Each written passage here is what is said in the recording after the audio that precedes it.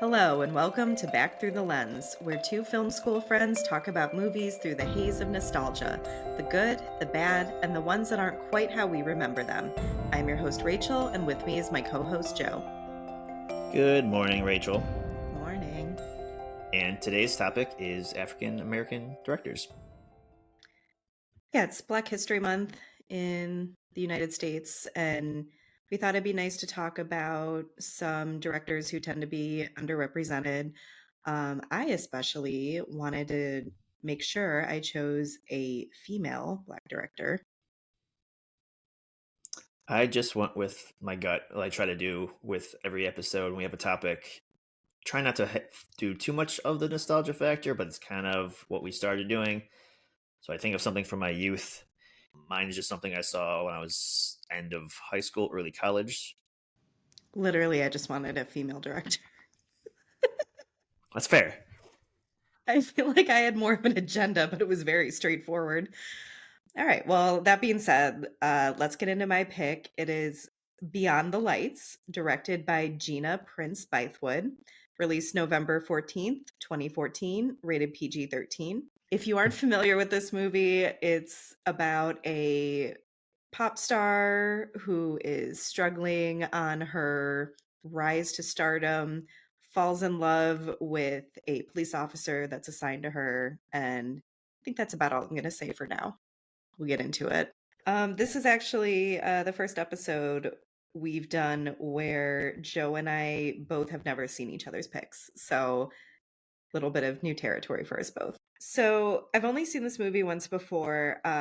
When it first came out, I had heard good things about it, that it was one of those under the radar gems, like this little indie movie that was really sweet. So, I rented it and ended up really enjoying it, especially the lead actress, Gugu Mbatha-Raw, who I believe is a British actress. But I think so, yeah. this was your first time seeing this, right?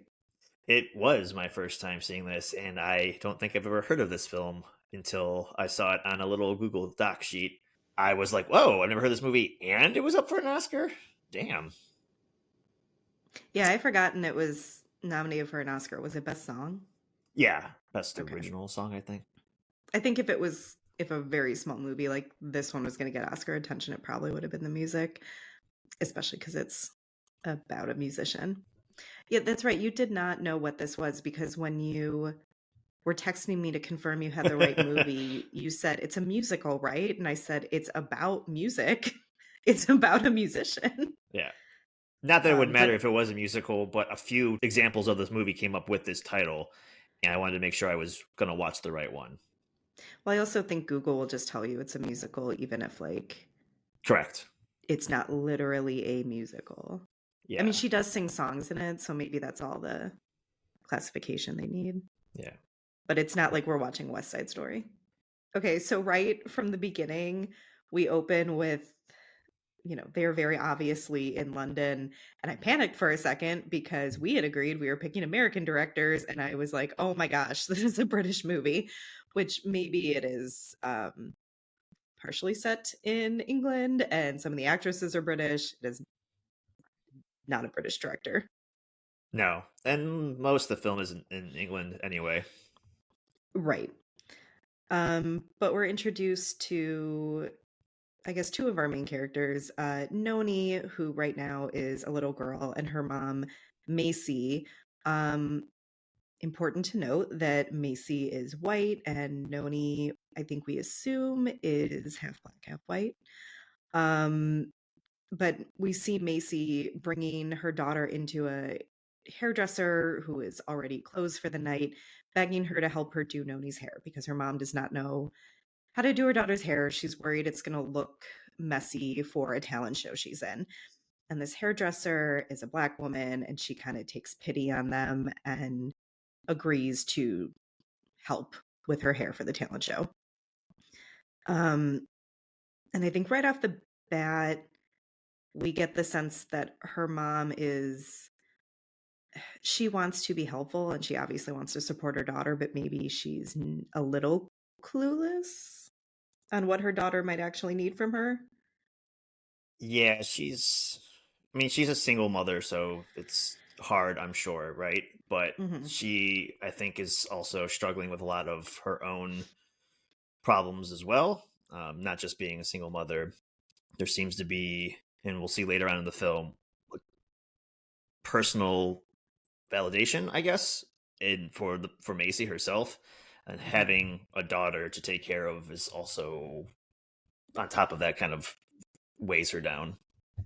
Mhm. And we do see too that they show little ways that we know they're struggling with money. They have a car that the door doesn't open properly. We know that they're having a tough time.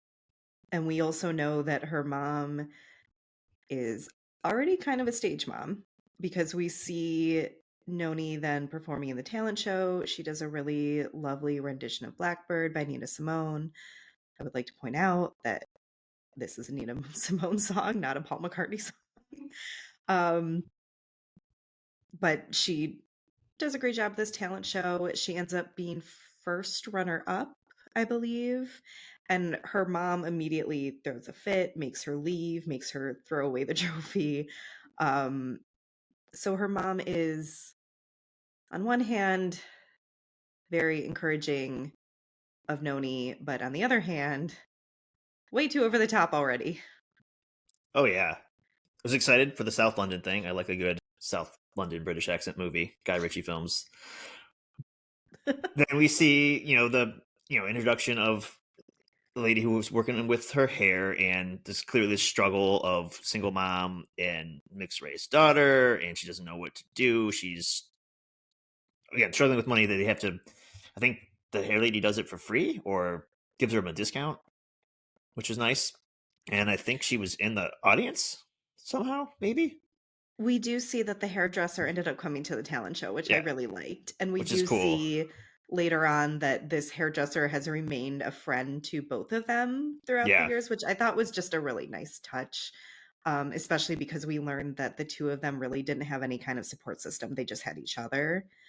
Um, which I guess they didn't really have to put in there, but I it was like nice. when people are nice to each Right. Yeah, other. especially when someone um, is at their lowest. right. So you see Um, how nice the hairdresser is, and it looks in that opening scene. The mom is so desperate to help out her daughter, and it's heartwarming.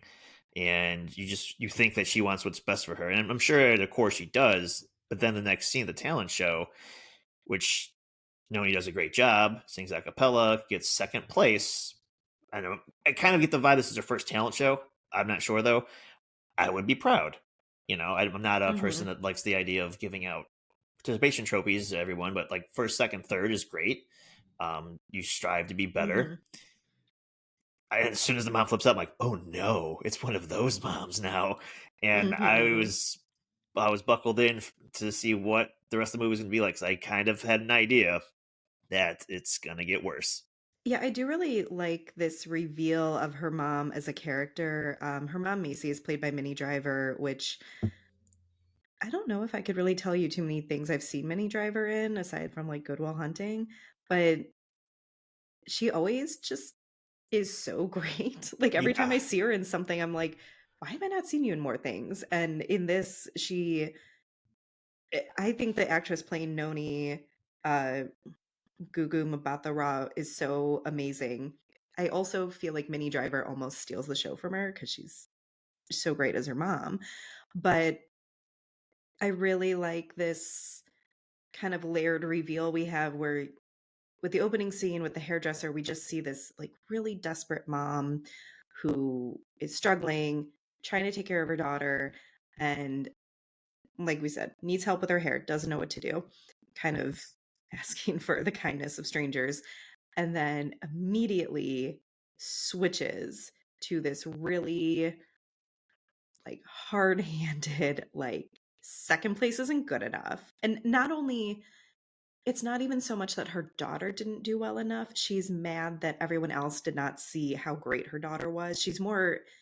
She spends most of that scene complaining about how quote unquote stupid the judges were and the other people. yeah. Um It's really never I wouldn't say her criticism isn't so much about Noni, but she makes it very clear that 2nd place isn't good enough. Right. But I think the underlying thing here too is I agree with you. I think Macy was complaining that the judges were dumb. They couldn't see or hear the greatness of her daughter. She said something that the girl who won first, like, oh, she had a misstep or something where she's like criticizing her performance and she shouldn't have won first. Fine. Every mom and every parent is going to think that their child deserves first place. And I get that. But when you're a child and you just hear second place isn't good enough, you're not hearing all the other stuff that the mom thinks you were first place. It was second place isn't good enough. That's what's going to stick to a child. Mhm. And I think they should do that really well in the scene where we're hearing everything from both points of view because we're not an 8-year-old little girl who just got second place in a talent show.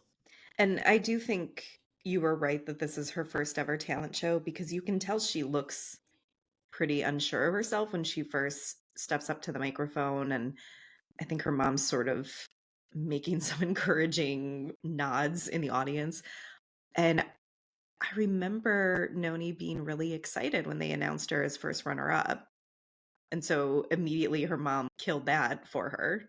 Right. But I do kind of agree with her, like, she lost to some girl doing a baton thing. I don't know, it probably was kinda silly. Very quick glimpse of Noni as a little girl. All of a sudden, after this talent show and throwing out her 2nd place trophy, we cut to a grown-up Noni making a music video. She's obviously some sort of pop star. She has long purple hair. She's in a skimpy outfit. She's, all glammed up. We also see she's making this music video with Machine Gun Kelly. Yeah.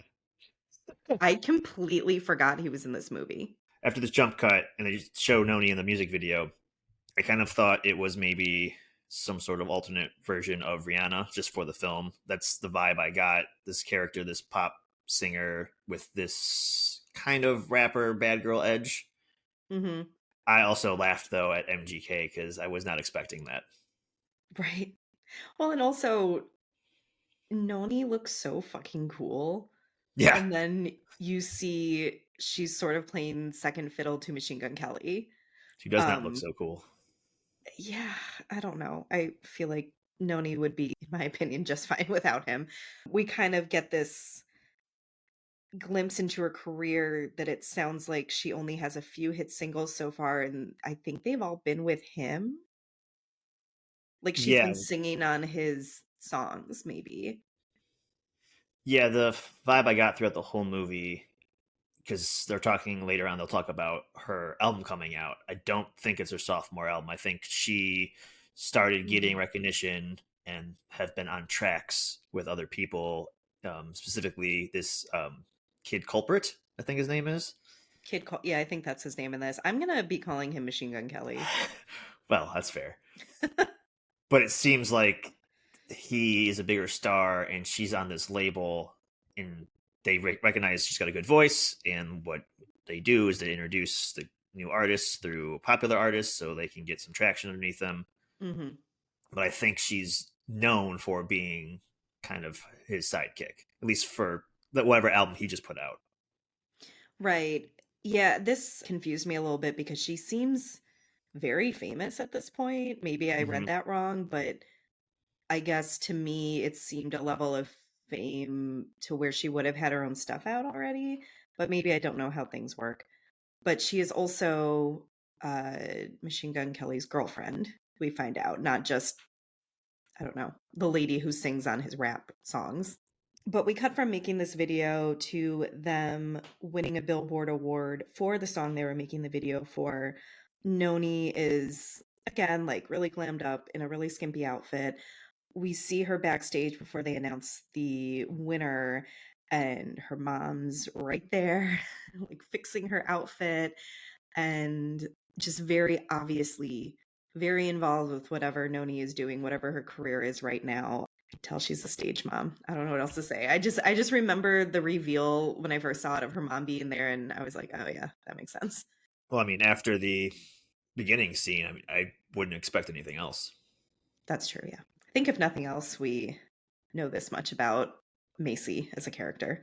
Hmm. But we do see some little callbacks to those opening scenes of her as a kid. Someone passes by Noni backstage and tells her she loves her hair, which we should note it is no longer even her natural hair. It's like a purple wig or weave. But we do see Noni kind of pausing and taking that in. Someone complimented her hair. And again, skimpy outfit. We see her mom kind of fixing it, even though there's like barely an outfit there. Um, that is something that struck me too, rewatching this. I just like couldn't believe how kind of like ridiculous some of the stuff was that they had her in. But Hmm. then it makes sense later as the movie goes on. I wasn't surprised by all the skimpy outfits because that's kind of the norm, unfortunately, for female pop artists since I don't know forever, and the outfits get skimpier. Hmm. I mean, you go way back to like Madonna, or then you jump to Britney Spears, and then any of the artists these days. You know, it's attention grabbing. That's true. Yeah, it's one way to really, I guess, put yourself out there as a new singer. Like you said, it generates attention. But we see Noni going back to her hotel with maybe some friends, maybe there are people that are on her team in some way, but she's drinking champagne, I believe. And one of her friend makes a comment that they're surprised she's drinking. So she apparently does not drink often, if at all. She gets led into her hotel room. We see there's security outside her room. She's in some sort of suite. She tells the police officer outside her room that she doesn't want anyone coming in with her. So he does not let her friends in. They are trying to convince him that she did not mean that she wanted to be completely alone. They're trying to convince him that her team is still allowed to come in there with her. This, however, is not what she said, so he keeps them away. But her mom shows up and her mom gets in the room. I assume there was some sort of history here where the cop knows that the mom always gets in. It felt that way, yeah. Hmm. He was Um, reluctant, but he gave her the pass anyways. right. But we see when her mom gets in the room, Macy finds Noni sitting on the edge of the balcony of her hotel room, basically ready to jump over the edge. She's upset. She's been crying. At this point, the cop has run into the room, who we do find out is named Kaz. So I'm going to start referring to him as that. Kaz, her security, runs in the room and is trying to talk her down. I do really like the close ups we get of her face here because it's really raw and realistic. And we see how upset she is. They're not shying away from like showing her nose running, and they're not making her pretty cry, I guess. No, no, which wouldn't have made sense anyway. So yeah, I didn't think I noticed it because it just seemed so natural, Hmm. which is good. It's good to obviously they had to do makeup and then make her cry or wet her face so her makeup ran, but everything looks realistic. This movie I thought moves pretty fast so far because obviously we have the prologue with them being little, and then she is doing a video, and then they win an award, and then next thing I see her on a ledge, and I was like, man, this movie escalates so quickly. Like I was not prepared Hmm. for all of this.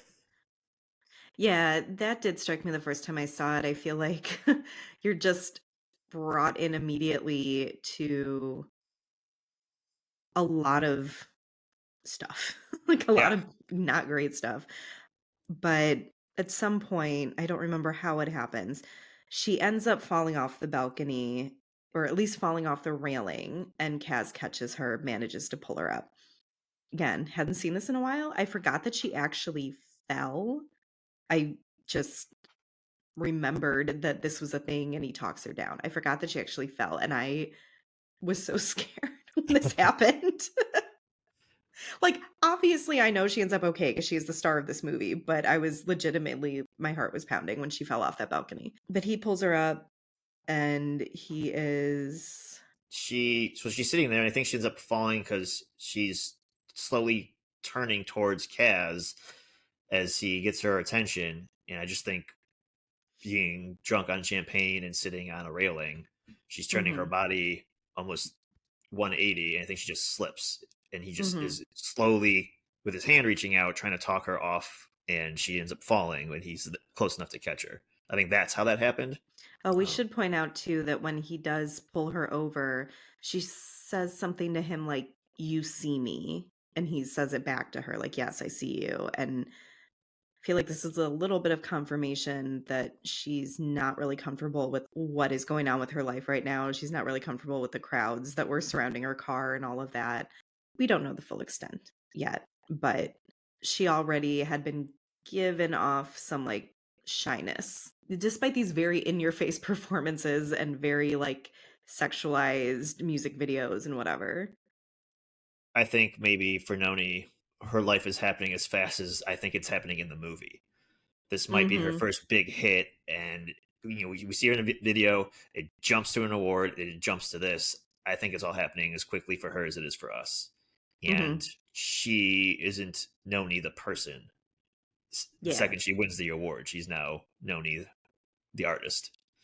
So basically after this happens, her mom is kind of immediately trying to cover it up, insisting that Noni's fine.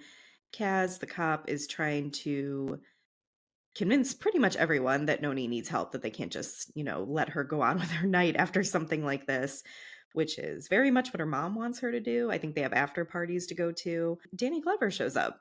He's a small character, and every time he's in a scene, he's giving fatherly advice to Kaz. Mhm. So that's kind of what, to me, that's his character. He's just Kaz's dad, even though I know he was a cop or is still a cop. Mhm. Yeah, so I did not realize that he was his dad at first because in this scene, Danny Glover is telling Kaz, she wrote her script, she's playing her part, you got to let this go. I took it as a senior police officer who outranked him telling him like how to handle this situation. We do see that I believe Macy wrote them a check to like a police charity. Definitely thought it was gonna be a check for Kaz to, like, keep his mouth shut. Always nice to see Danny Glover. He was, I feel, a big part of my childhood because we always watched Angels in the Outfield at school.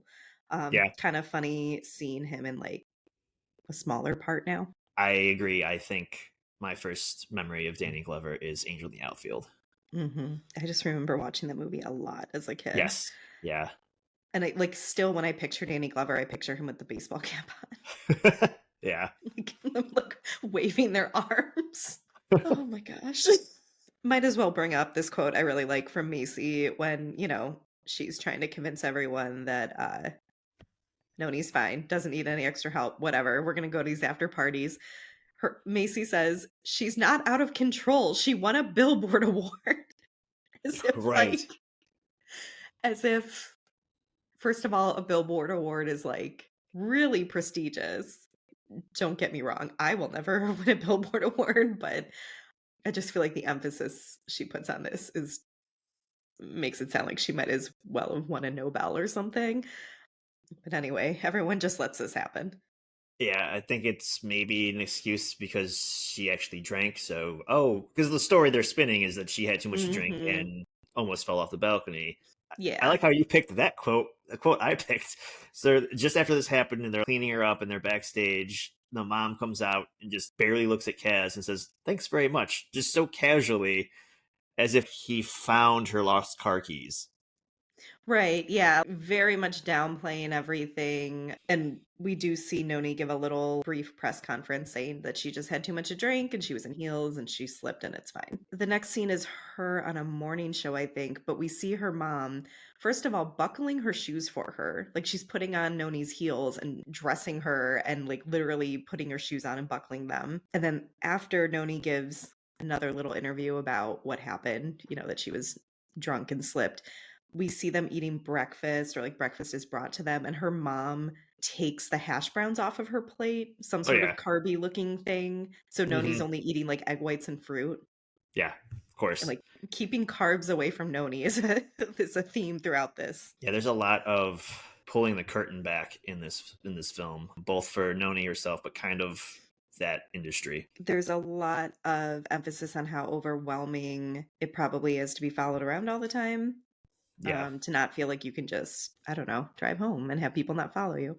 And not be taking pictures of you all the time. Because even Kaz finds that out because the press are like camped out outside his house and he's just a police officer that happened to be there. We do see too that Kaz is getting some offers from like tabloids to kind of sell his story and tell them what really happened or, his side of things. Yeah, in the original press conference, one of the tabloid guys, I think it's the guy that approaches him at his house, he questions that she, quote unquote, fell or too drunk in heels and slipped off the balcony because it's a 4-foot railing. They seem to know, or quote unquote know, they don't know until they get the truth. But a lot of the press, a lot of the world kind of is side eyeing the situation as a cover up.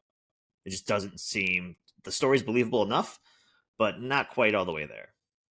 Right. Yeah. We definitely see throughout the movie that no one in the press believes this story that Noni's spinning. And I guess there are little leaks that come out too that people actually saw her hanging off the balcony, which probably doesn't help. We also get a little window into the fact that Machine Gun Kelly might not be the best boyfriend because his texts after this incident, we see him texting her just being like, "Oh, are you okay?" And she says, "Yeah." And then he says, "What are you wearing?" I thought that was creepy, sort of right away. I didn't know. I guess it doesn't matter, but I didn't know until later they're supposed to be boyfriend girlfriend. I thought they were just collabs, Oh, and I see. he's hitting on her, which made it worse. I guess for me, I guess it's bad Mm. either way because she almost died, and that's what he's asking. But it just felt I didn't know they were boyfriend girlfriend. And it felt even worse from my point of view. No, he kissed her like before they left the Billboard Awards separately. That's how you knew they were like together. Also, a little note that her mom tells her to stay off of Twitter because people are talking about this suicide attempt, not suicide attempt, and mentions, "Have you seen the hashtags?" And it's really funny that this already feels like such a blast from the past. Like Yeah, Twitter in general, Twitter being such a big deal, Twitter being where people go to discuss, I don't know, current events or pop culture, things like this. everything. Yeah, because Twitter was not a thing until I was in college, post-college, and it already feels like a really long time ago. Yeah, it was the thing during college, but it was not what it was now or at the time of the movie. I remember that's how old we are. When Twitter was new, you could text your tweets through your phone. Like Twitter had Oh, a yeah. 6-digit phone number. I do And remember you, that. uh, We see Noni and her mom meeting with her record label, and basically the label's really upset about this whole like suicide story. Liam, who is an executive, I guess, at the record company, I just want to point out that he is an actor from General Hospital, which I watched hmm, all the time as a kid with my mom, which I don't know why.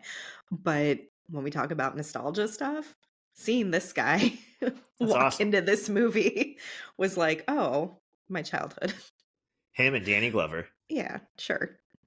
But Liam is yelling at Noni and Macy saying, "We're selling fantasy here." And I felt like that was maybe a little bit on the nose, but in case we are wondering, yeah, Noni's whole thing is like pretty manufactured. Her whole look, her whole personality, her presence. Kind of funny to me that Liam is the only one that I guess feels comfortable yelling at her mom. Yeah, the mom's pretty aggressive, which is at times kind of cool. She knows what she wants for her or her daughter, mostly for her, maybe. It's kind of the theme of the whole movie, who she's really doing this for. But yeah, it does seem like Liam's the only one to be able to put her in her place at times. But that'll spin around later, which is awesome. Mhm. I do I was a little confused by this too though because I guess I thought like any press would be good press with her album coming out. I wasn't really sure how this would hurt the album, but whatever. I We also think need a conflict, so true, and we need another sub villain that's not the mom, I guess, because or MGK. Um, a lot of lots of villains, I guess. yeah, Yeah. lots of villains. I think though when he's talking about selling fantasy, is the album's going to come out, and to your point, yes, press is good press, but the fantasy they're selling is this hypersexualized young female that has the world in her hands, or will have her world in her hands when the album comes out. Mhm. But she's depressed. Like they're selling Yeah. the fantasy of like you want this lifestyle, give us your money, buy the albums, dive into this world at least for the 60 something minutes this album is there. No one Mhm. wants a sad sack. That doesn't sell albums, I guess. Yeah, that's a really good point. Their whole fantasy is that she's this, like, badass who's in control. It's not so much that they're worried about negative press, it's that it goes against the persona they've created for her. We see too that Kaz has certain ambitions. He's gonna be running for office. I'm not exactly sure what office. Oh good. I But was I was confused on that too. okay. Some sort of city level position, or maybe police captain. Is that something you run for? I think he's too young. I I think don't it know. was some sort of city play. I don't know. They don't talk about it. They just every once in a while they mention his campaign, Yeah, but it's very much in between all the Noni stuff happening. It's like once every 45 minutes they mention his campaign, which he right. never does anything for. He's usually in street clothes with Noni or in a police uniform with Noni. Well, I think he hadn't announced his campaign yet. I think they were gearing up to announce that he was gonna run for whatever the position is. But we Okay. do see that he already has some sort of, like, PR media person who is kind of excited about this situation with Noni, is hoping they can spin it into good press and, like, good attention. His dad, Danny Glover, is also very on board with Kaz being a politician, with him running for office, and it seems like this is maybe something that his dad always wanted to do and maybe didn't get as far as he wanted. But basically, we're starting to see some parallels with Noni and Kaz's journeys and parental expectations. It seems like both parents want their children to succeed, which is good, but they also feel like maybe they're living their lives through their children. So now we start a series of scenes where Noni finds Kaz in public, like in front of a bunch of cameras all the time. She's just always showing up at his work or just like popping out of her own hotel to talk to him, like on the street in full view of everyone. So it's not really a secret that Kaz and Noni start hanging out. I think No. it's a secret to no one except Machine Gun Kelly at this point. Somehow, with all the press Somehow. around them all the time. Seems like a choice on Noni's part because they're trying to kill this story, and she is very publicly spending time with Kaz. But I think to her, Kaz is grounding, and she saw a connection with him when she was having her breakdown. So they're around each other more often, and I think this is partly another reason why I didn't think Kid Culprit and Oni were together, because there's a scene where like they're on the red carpet and the reporter notices that I can't think I'm calling him Cop Hero or Hero Cop, something like that. They don't call Yeah. Kaz by name. I don't think they know his name. They just call him the Cop Hero. So, oh, you brought your Cop Hero with you, and the I think implication that they're not telling the press, but kind of letting them assume is he saved my life. I want him around me. He's part of my entourage now. But at one point, she like puts her hand out and grabs his and pulls him next to her. I didn't see the other two as an actual couple. There is some overlap where Noni starts hanging out with Kaz, but she is, like, I guess technically still dating Machine Gun Kelly. But she even tells Kaz it started as a record label, said they were a couple in order to, you know, generate excitement for their songs together. But then they did start dating, although she seems pretty not into it. She eventually does break up with Machine Gun Kelly. She goes to his trailer on like a video shoot or something. And she's been hanging out with Kaz for a while at this point. They've definitely made it clear they like each other. She breaks up with Machine Gun Kelly so casually, and he's just like, yeah, it's cool. Like, keep your head up. And it seems like the most non-dramatic, friendly breakup ever. Like, the way that scene plays out, you got the sense that, I don't know, neither of them was super into it. Yeah, that's exactly what I thought. We find out later that maybe that's not totally the case. Yeah. But In the breakup scene, I love Noni's pants, the British flag pants. It's so Spice Girls to me. Oh, yeah. That's all I had to say about that, I guess. I did notice the British flag pants. We gotta really, like, dial in that she's British, Yeah, the accent wasn't enough. right? I wanted to point out, in these montages when she's hanging out with Kaz, 2 things. We found out that Kaz is scared of flying. He likes watching planes. He doesn't wanna be on a plane. It's important later. And we also see Kaz accompanying her to different things like photo shoots. There's one particular shoot where the photographer wants her to take her top off. She is obviously uncomfortable. She does not want to. And her mom's like, yeah, do that.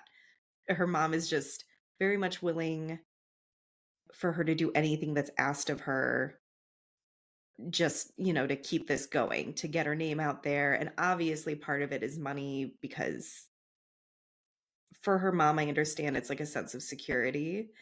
But her mom is very obviously okay, like, kinda selling out her daughter, we get at this point.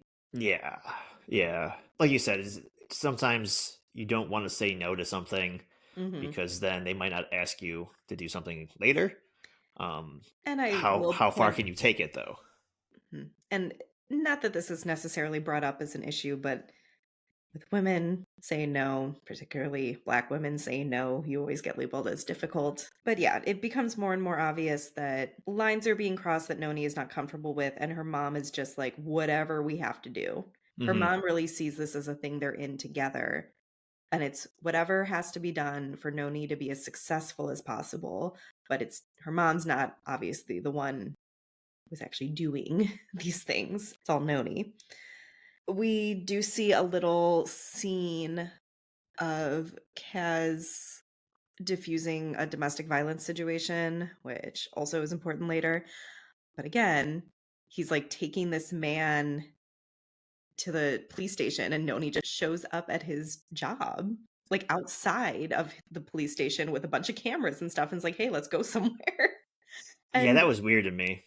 they have a guy they've just arrested for domestic violence, and his partner's like, "Yeah, go," and he's still in his uniform and everything, and he goes on a date with Noni. Hmm. Like, doesn't even change, just leaves work, Didn't just, even clock out. Well, it's weird because they're trying to intercut their lives and their lifestyle. So like, okay, he's a cop. Let's show him do Mhm, cop things, and he does a cop thing, and mhm, he is the hero cop. He's a good guy, yeah. and he arrests a bad guy, and they take him to station as one does, and boop, there she is again. It's like, oh, come on, just leave your normal peasant life beside, and come with Mhm, me. mhm. Yeah, and that's true, I guess. To some degree, like, his PR person for his campaign likes the media attention because they're showing him doing good things, and that's going to ingratiate him to the community for, whatever he's running for. But obviously, his dad and other people at work are kinda like, "What are you doing? You're just leaving work all the time and hanging out with this pop star." And his dad makes a comment at some point that she's not first lady material, I think is how he puts it. So we know that dad does not approve. Going back to when you said that she kind of shows up encouraging him to leave his ordinary life behind, she ends up taking him on a private plane so he can finally fly on a plane. Yeah, she. If you haven't seen this movie, Rachel said he's afraid of flying. She gets him on the plane by putting noise cancellation earphones on with, I'm assuming it's her music playing, and blindfold, and he's just like being led by his hand, Mhm. which, I mean, if you've never been on a plane, I guess you don't know, but I feel like the plane's probably louder. Like, I've had headphones on and I still hear the plane when I'm on a Yeah, I plane, was a but little surprised this worked, but again, movie, sure, fine. Mhm. They get very close and intimate on this airplane very fast. And he says he Yeah. loves her, but then he kind of Yes. takes it back. But at Yes. least they are definitely together at this point. We cut to this another award show, Phew. where she is again performing one of her songs with Machine Gun Kelly. She does walk the red carpet with Kaz and kind of publicly announces they're a couple. I loved when she's speaking to like the red carpet reporter and, she pulls Kaz over and it's like, yeah, this is official, whatever. then her mom is right there. You see her mom just standing right next to them, like, they're just all together. I guess I was, like, surprised her mom would be accompanying her when she has a date, but maybe I shouldn't be surprised. The mom's her manager, so she's part of the invitee, I believe. I don't think she's Like, the Noni's plus one. entourage, She's yeah. just there. Something I noticed that didn't hit me as hard until we were having this discussion, Noni's wearing this dress where the top of it is just, like, gold chains, like, Yeah. probably, glued in place to cover her chest, and then, like, a skirt, and she makes a comment to the person interviewing her about, like, hoping she doesn't have a slip or a mishap with the top of her dress, and I guess I didn't realize how much she is trying to play into this, like, hypersexualized persona they've created for her. Aside from when she's actually performing, I don't feel like we see her playing into it too much. We see her mostly, like, kinda shying away from it, and other people have to sort of encourage her to go along with things, like with her mom in the photo shoot. I mean, I thought the scene was funny as far as her line about, I don't want, you to get in trouble if anything happens with her top. But it does seem like the first time she's embracing it or pushing it herself. Mhm. And then the next scene, it's the exact opposite. Yeah, so we see at this show, she's like getting ready for her performance with Machine Gun Kelly.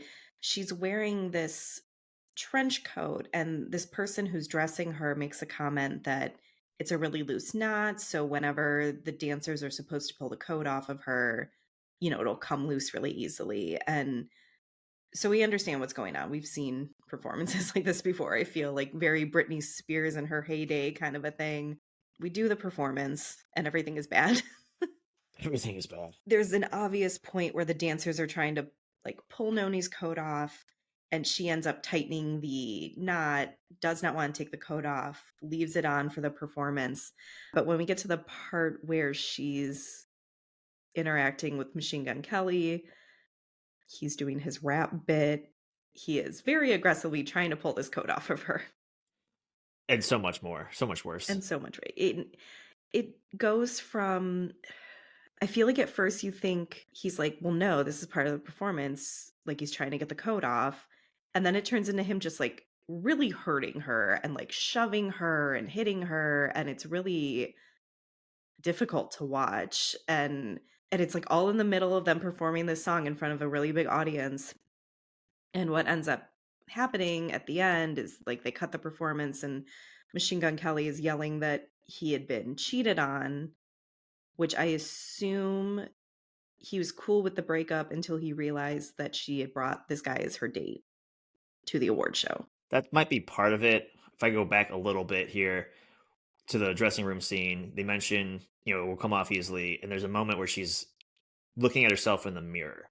And this is what I meant about how it was so opposite of her being on the red carpet, flaunting her crazy top, and then now she doesn't Mhm. want to get the jacket ripped off. And she's arguably probably in underwear, but still more clothing than what was those chains.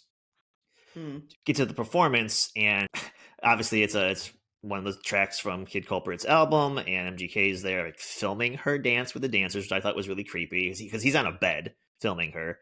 And then it But comes is to that not his part of the performance? Him yes, on the but it's bed still filming her? creepy. Okay. It's still Yeah, creepy no, to it me. It's still did look weird. very creepy, yes. And they interact, and the jacket's still on. And I think I would agree with you that it seems like he's like, okay, he's trying to help move the performance along and take the jacket off because that's something that's supposed to happen, apparently.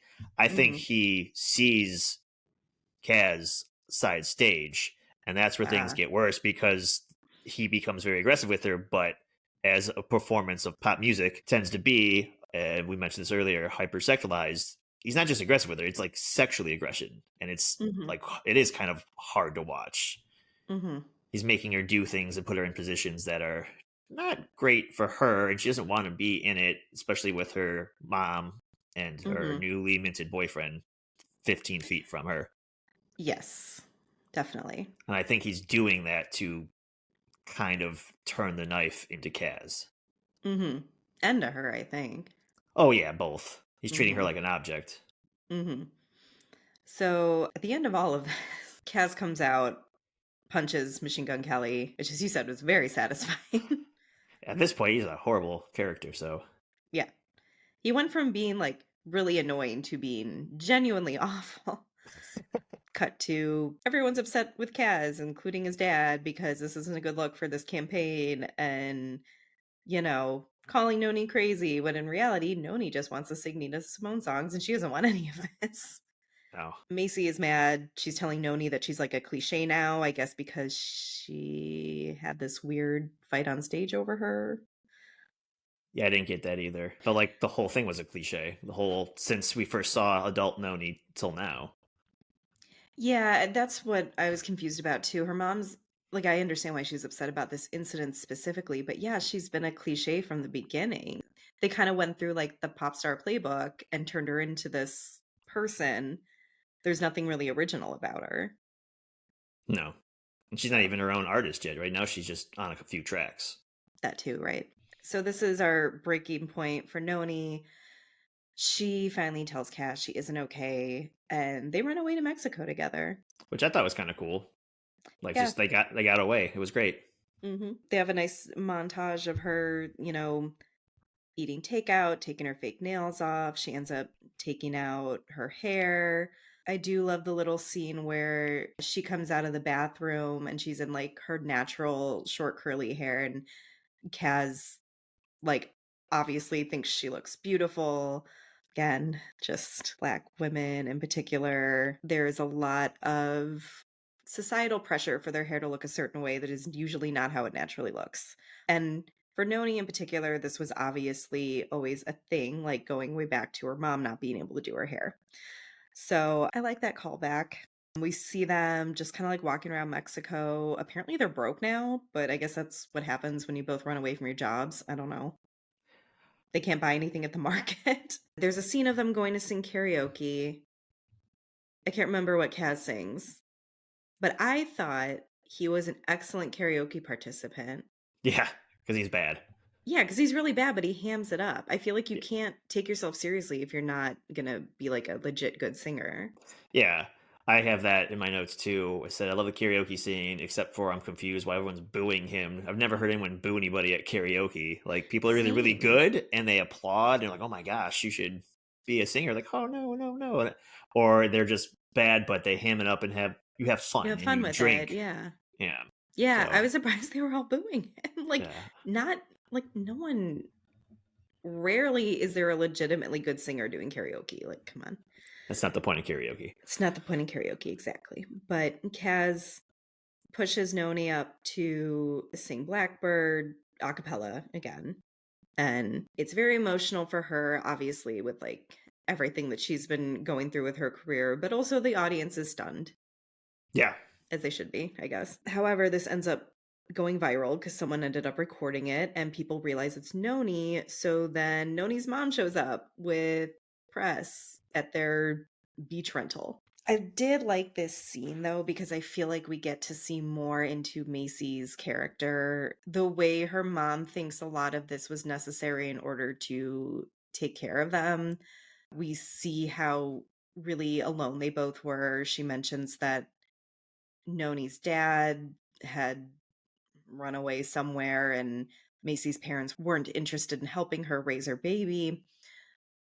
I think she mentions it was just them in like government housing. We've obviously seen a lot of like crappy behavior from her mom at this point, but it's also hard not to be sympathetic with this scene. Like it's hard not to sympathize with her mom hearing all this. Yeah, I definitely agree. You see the, as you said, stage mom antics of Macy, and Mhm. not giving them an excuse, but you do get a little bit of history here, and you feel for her. Yeah, you feel for Macy. You see that she's pushing her daughter so much because she wants a life better for her, for both of Mhm. them, perhaps maybe. But yeah, she in this little scene she talks about her parents were telling her not to be with this guy, and they were right because he, as soon as she got pregnant, he ran away, and they were by themselves. And actually, I don't know if is it this scene or later where she had mentioned when Noni was little, she sang Blackbird when it was on the radio, And she's like, "Oh Mhm. my god, like you could barely talk at the time, and you sang it word for word, and it was beautiful." Yeah, But Blackbird has obviously meant something to both of them since Noni was really little. hmm And I think it was this scene because her mom says something like she was fussing, and then, like, Nina Simone came on the radio. yeah, because then they kind of get a little closer, Noni and Macy. They start patching up some of that estrangedness of like she's not just her manager, she's her mom, and they're like, "Oh, we'll go back to the states, and it'll be better." Mhm. Because I think her seeing the viral video of Noni singing Blackbird reminded Macy of why they're here to begin with. Yeah. Yeah, that was the impression I got from Macy's side of things. I think from Noni's side of things, she is being reminded that this was always her and her mom against the world, and this was a journey they were on to give each other a better life. And I think in particular, for so much of the movie, it's really easy to say, well, her mom's just making her do all this for money. But then when you're watching this scene and you're reminded of how bad they had it when they were both younger, in this scene, it's like, well, but money is security. Money gives Yeah, you a safe place to live. It gives you food. So it can be easy to say like, yeah, you're just doing this for money, but like it's also very important. so unfortunately, yeah, right. So it's the dichotomy of you're doing this to get rich or are you doing this so that you can be secure and be able to take care of yourself. And I yeah. guess like her singing voice was always seen as their ticket out. Oh, absolutely. Mhm. Before we Um, leave Mexico, real quick, there mhm, was a scene I really liked. I wanted to point out back in the market.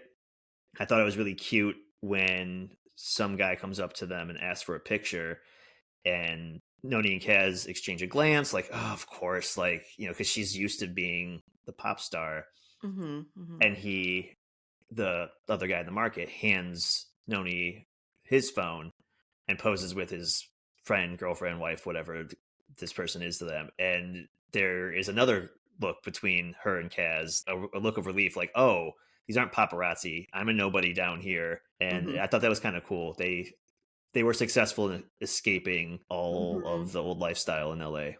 She might be unknown down there as a singer, but she also just looks so different, and she's also not, like, glammed up anymore. They're incognito in a way.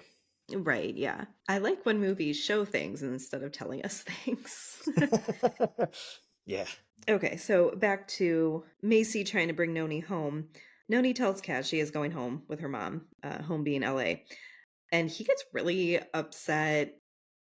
I understand some of it. I understand that he thought Noni was, like, starting over maybe, but I also don't understand exactly what he thought that was gonna look like because this is still her career, and this is how she makes money, and I don't think she thought they were gonna stay in Mexico forever. No, I kind of thought he was being a big baby. Like I said, I understand some of it. I understand he thinks that going with her mom means she's gonna be pulled back into the same stuff that was upsetting her, but I guess I don't know. I don't understand fully what he expected this to be. Yeah, same. I don't understand what he expected. And did he expect to live in Mexico on Noni's dime forever? Because he's not working right now. I don't even know if the police station Right. knows where he's at.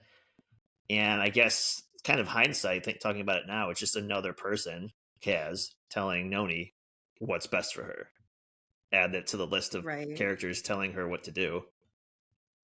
Yeah, and he does get a little insulting too, kinda saying like, "Give it a week and you'll be back to the same old stuff you don't wanna be doing." Right. So they get into a fight. I don't know if it's fair to say they break up. Maybe they kind of break up. We cut to Noni and her mom at a meeting with her record label. Noni is pushing to still release her album, but to add a cover of Blackbird onto it, which obviously like no one wants to do. Yeah. However, the difference in this one is that her mom actually stands up for her and agrees with her there's a lot of back and forth, but it turns out that at some point, Liam had faxed her mom a termination of their contract, which apparently, if you receive that, it means termination confirmed and she doesn't have to answer to the record label anymore. Earlier in the film, when you talked about Liam, there's a back and forth, a power struggle, if you will, with Liam and Macy. And at one point, he kind of like throws shade at them, like, "Well, be grateful. We're doing you all the favors. Like, it's all about the record exec and Liam." And they were trying to, I think, delay the album originally because of the suicide attempt, and they said, "No, we got to Oh, push it forward." There's a back and forth with that, and they talk about, well, maybe we don't need you. You need us more than we need you, etc. I mhm, only bring that up to jump forward to this scene because he, Liam, that is, felt like he could give a shit about Noni or Macy, but then you see the I don't know, the producer walk in. He definitely wants Noni on the label, and mhm.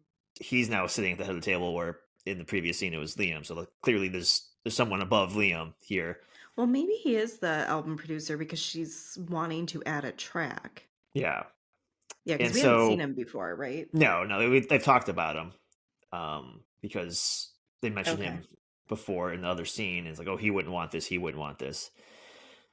Oh, So okay. there's kind of a negotiation here where they're like, we want to put this cover on the album, we're not doing it. And like, well, you can't do that. It's not part of the contract. And then boom, Liam's just been lawyered by Macy, by the mom. It's like, well, I got Mhm. this fax in, and he gets all shut down and embarrassed. It's like, well, I wrote up a mock, a draft, if you will, of your termination, and I must have left it on my desk. And he blames his assistant for faxing it over. Mhm. And Macy's like, well, but you did, and that is now it's legally binding. And she just Yeah. lawyered his ass, which is like it felt really good. It's like when Machine Gun Kelly gets punched out earlier. It's like, oh, the bad guy gets his comeuppance, and it's nice to Yes. see Macy stick up for Noni, at least Yes. briefly. It was this one brief shining moment where you felt that Macy had Noni's back for real, Yeah, but then but then, yeah, Macy and Noni are back at Noni's house, and we basically find out that her mom only stood up to Liam and stood up for Noni because she was able to get rid of Liam, and she knew she had this ace in the hole with the yeah, termination being faxed over to her, or maybe she orchestrated that, I really don't know. But really, what we have the impression of is that her mom would not have necessarily put her neck out like that if she didn't have assurance that it was gonna work in her favor. She wasn't standing up for Noni just to stand up for Noni. yeah. She wanted to get rid of Liam because Mhm, he's a hurdle for them. mhm.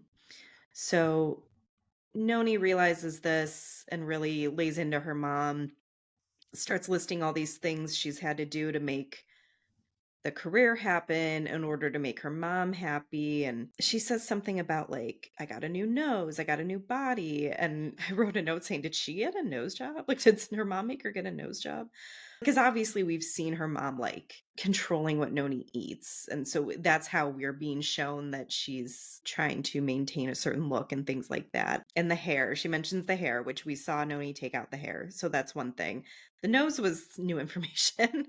Yeah, Um, if that's what she meant. But Noni accuses her mom of pushing her so hard in order to make herself look good, in order for Macy to look good. She didn't want, her friends back home to see her living in government housing, like broke with a being a single mom with a baby. Her mom ends up slapping her.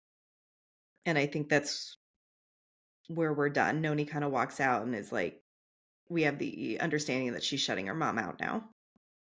yes, both personally and professionally. Hmm. And There's this whole fight starts in the kitchen because it, like you said, it's revealed that she was out for Liam, but it's because Noni, in reaction to the meeting they just had, she's excited because she's like, oh well, instead of doing Blackbird, I wrote some songs. I wrote lyrics. Like earlier in the movie, she shows Kaz a box full of Mhm, lyrics. So she wants mhm, to be a songwriter because she's just singing what they write for her, right. which usually happens in someone's early career anyway.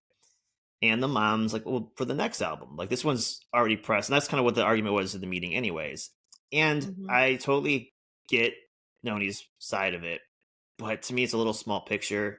But it helps for the movie and escalates her getting away Mhm. from her mom and doing what she wants. She does have an entire album ready to go at It's this ready to point. go. Like they're like releasing it Yeah. tomorrow, and it's so small picture. And I feel for her. She wants to be an artist and she wants to have her own voice, especially because she hasn't had control of anything she's done since the second place trophy. But know how Mhm. many other people worked on this besides her? How many people are in the manufacturing department? All that stuff. It's like, oh man, what a waste of time and money and people's other people's careers and livelihood.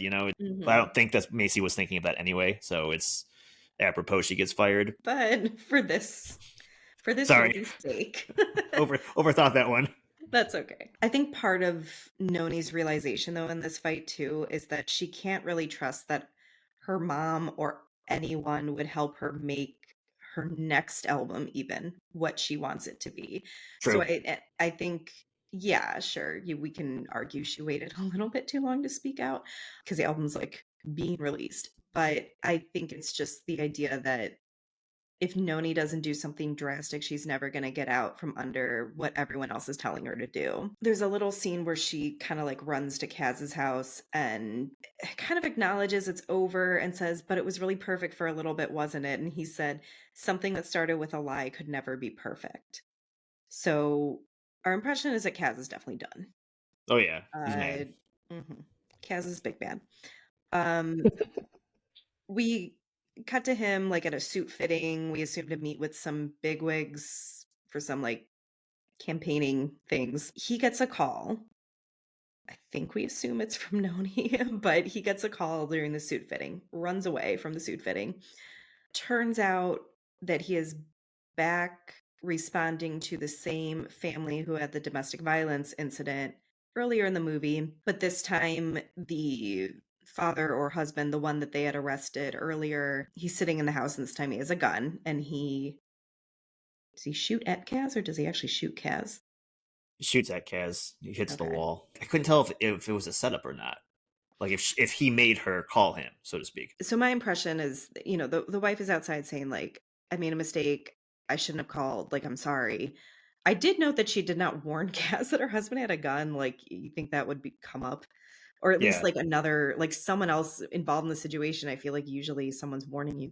You're walking into a situation with a gun. I don't know. I do think the husband had it out for Kaz in particular, probably because he knew that his wife had his direct number. I don't think the wife was involved. I think she just was stuck and didn't know what to do. And Hmm. she saw that calling for help made him even more upset, which is even scarier, right? So Right. no one's thinking rationally.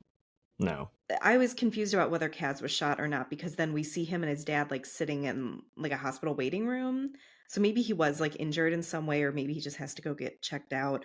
But he sees Noni on the TV in the waiting room, and she's still with like her toned down, more natural look, natural hair, like really minimal makeup. And she actually admits that she was suicidal when she was on the balcony, kind of tells the whole truth about that situation, all this serious stuff that they're discussing. And then the interviewer brings up something about Machine Gun Kelly has been claiming that Noni isn't even really British, which is Right.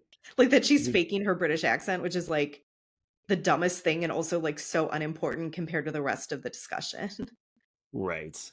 It's just another layering of Kid Culprit being an asshole. I mean, he could And get punched clearly, again, that's fine. yeah, he's clearly feels a certain way about him being broken up with Yeah. for this like average Joe, so to speak. Yes. Yeah, yeah, yeah. We cut to Noni back in London. She's gonna be performing for a festival in the UK, and it sounds like she hasn't really done much performing, outside of LA or outside of the States, I don't know. They're calling it, like, some big welcome home thing for her, and still her career is very new, so that maybe makes sense. I guess all I could think of, though, when she's, like, backstage and getting ready is what is she actually performing? Because as far as we know, she has, like, a whole album of material that is, like, not really her anymore, and she's obviously not in a position that looks like she's gonna be performing these, like, dance routines. Like, I don't think there are even dancers with her, and she's still in her kinda, like, new dressed down look. Well, my first thought was exactly what you're thinking, right? Except for she has a new album coming out. So I Mhm. was assuming at first maybe she's doing a single from the new album because clearly she's not going to be singing with Kid Culprit. And this is more of a her thing. But when she gets on stage, she mentioned that they wanted her to sing Blackbird. Oh, that's right, yeah. But it's So like, that did they was, invite her to this festival just to sing Blackbird? yep, they did though. Yeah, because then that was my other question. It's like, yeah, you do a great cover of Blackbird, but was this your whole performance? She's backstage as she's being called to go on stage. Kaz is there waiting for her. I don't know how he got Surprise. backstage, but it's very sweet. I like it. Well, he probably was allowed backstage because at this point, try as he might, his face is known. That's He has true. spent Mhm. several months with a rising pop star, and he was on the red carpet and also on stage punching somebody. They know who he is. And also on stage punching Yeah, somebody.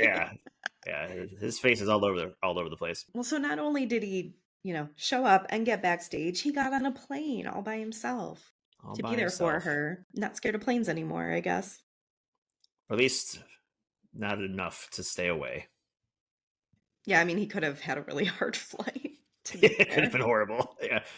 Well, they mentioned it wasn't as good as the first plane ride. Well, So okay, there's a yeah, connotation there. He says that he loves her. For real this time. He doesn't take it back. no take backsies. No take it. Yep. Noni goes on stage. Like you said, she makes a comment that they had wanted her to sing Blackbird, but she ends up singing something that she wrote, but it's also kind of like a riff on Blackbird in a way. Yeah, But she's singing her own material. We can safely assume this is like a new start to Noni's career, and she's absolutely. Yeah, doing what she wants to do. After the song, she pulls Kaz on stage and like kisses him in front of everyone. So we're still not shying away from all that publicity entirely. That's it. That's the end of the movie. that's it. A happy ending. Did you have any other thoughts before we move on? I liked the performance at the end. I liked all the performances. Whoever's doing them in real life, behind the curtain, great voices. Oh, that was Uh, her singing. that was the actress singing. Hmm. I thought that was I somebody looked else. it up. Okay, well that's good for her. Awesome. I did like this song that was not Blackbird, but alluding to Blackbird. Hmm. She says Blackbird a lot in her own song, Right. but it was nice. It was heartwarming. Hmm. Something I probably wouldn't normally be on my radar. Like I said, I didn't know it existed till I saw it on a Google Doc. But it was done. It was done well, and the two main actresses I thought did fantastic. Yeah, I did want to say, like, I loved Gugu Mbatha Raw's performance. I loved Minnie Driver in this.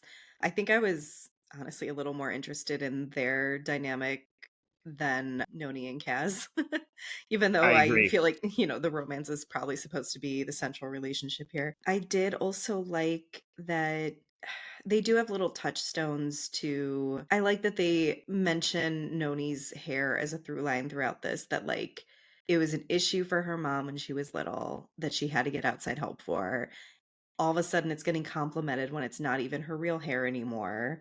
And it's very symbolic of Noni kind of starting over or breaking free or starting her career over when once she goes back to like her natural hair. But I Yeah. also like that the hairdresser becomes their friend and is like just like there in little scenes throughout the movie. She's also there before Noni gets on stage at the festival, and she does say something that indicates she's been in touch with Macy and Noni still. So she's a friend to both of them individually. And we do see Macy listening to her performance over the phone. The hairdresser was like holding up her phone so Macy could hear it, and I did like that. That was cute. I really am so interested in Macy's character, and I maybe it's because I feel like I can't figure her out, and maybe the point is just that people are complicated and they aren't all one thing. I enjoyed that there were layers to her and she wasn't just stage mom. Yeah, I definitely think I was more drawn, like you said, to Macy and Noni. I thought that was a more dynamic relationship, and I wanted to see that play out throughout the movie more than her and Kaz. I don't Mhm. know if it's just more believable or the acting was more powerful, a little bit of both. Also, I think there was more character development with Macy. Hmm. Like I wanted to not like her, but at the same time I felt for her and I wanted to know more about her and why she was the way she was. Yeah, I would actually like I would love a prequel where we watch Noni's whole like childhood to getting to where her career is, where this movie drops us. All right. Well, I'm not going to ask you how the movie held up for you because you've never seen it, but I personally enjoyed this just as much as the first time I saw it. It also helped that I had forgotten a lot of things that happened. So some things were just very surprising, similar to the first time I saw it. That's what makes the podcast fun. I like that this is something you enjoy, but you wouldn't have seen without me making it my pick for the episode. I'm serious though, because this is what I hope both of us broaden our horizons. We're going to take a break and we'll come back with Joe's pick.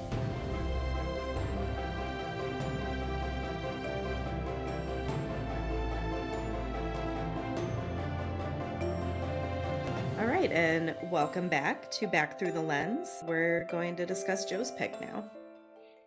So for my pick this episode for a movie directed by an African American, I had picked Boys in the Hood, directed by John Singleton. It was released July 12th, 1991. If you haven't seen Boys in the Hood, quick synopsis is for young friends who live in the Crenshaw area of California. They grow up in a rough neighborhood, and it's basically one of my favorite kind of films. It's a coming of age film, pretty much at its core, and I think it does a really good job. The first time I did see this, I think I want to say late high school or early college, but I want to say when I first started getting into film. And I had heard that these two directors, one of them Robert Rodriguez, the other one is John Singleton, had these big breakout films when they were like 23, 24 years old. And it was kind of inspiring. And that's when I looked up both these movies. And this the first time seeing Boys in the Hood as far as going kind of in depth with movies done by young directors. That's kind of what I was doing at the time. And I really liked it when I saw it. I think I haven't really seen it many times since. So I had never seen this before. It was always on my radar as like one of those movies I should see, right? Just never got around to it until now. I know we mentioned this earlier, but I really like that this is fairly early into our podcast adventure, and this is the first episode where we've not seen the other film. Yeah. It's kind of fun.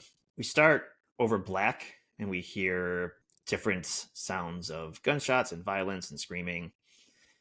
And the first thing we see is a stop sign after all the off-screen violence. And I definitely don't think I've ever put any of that together when I was 17.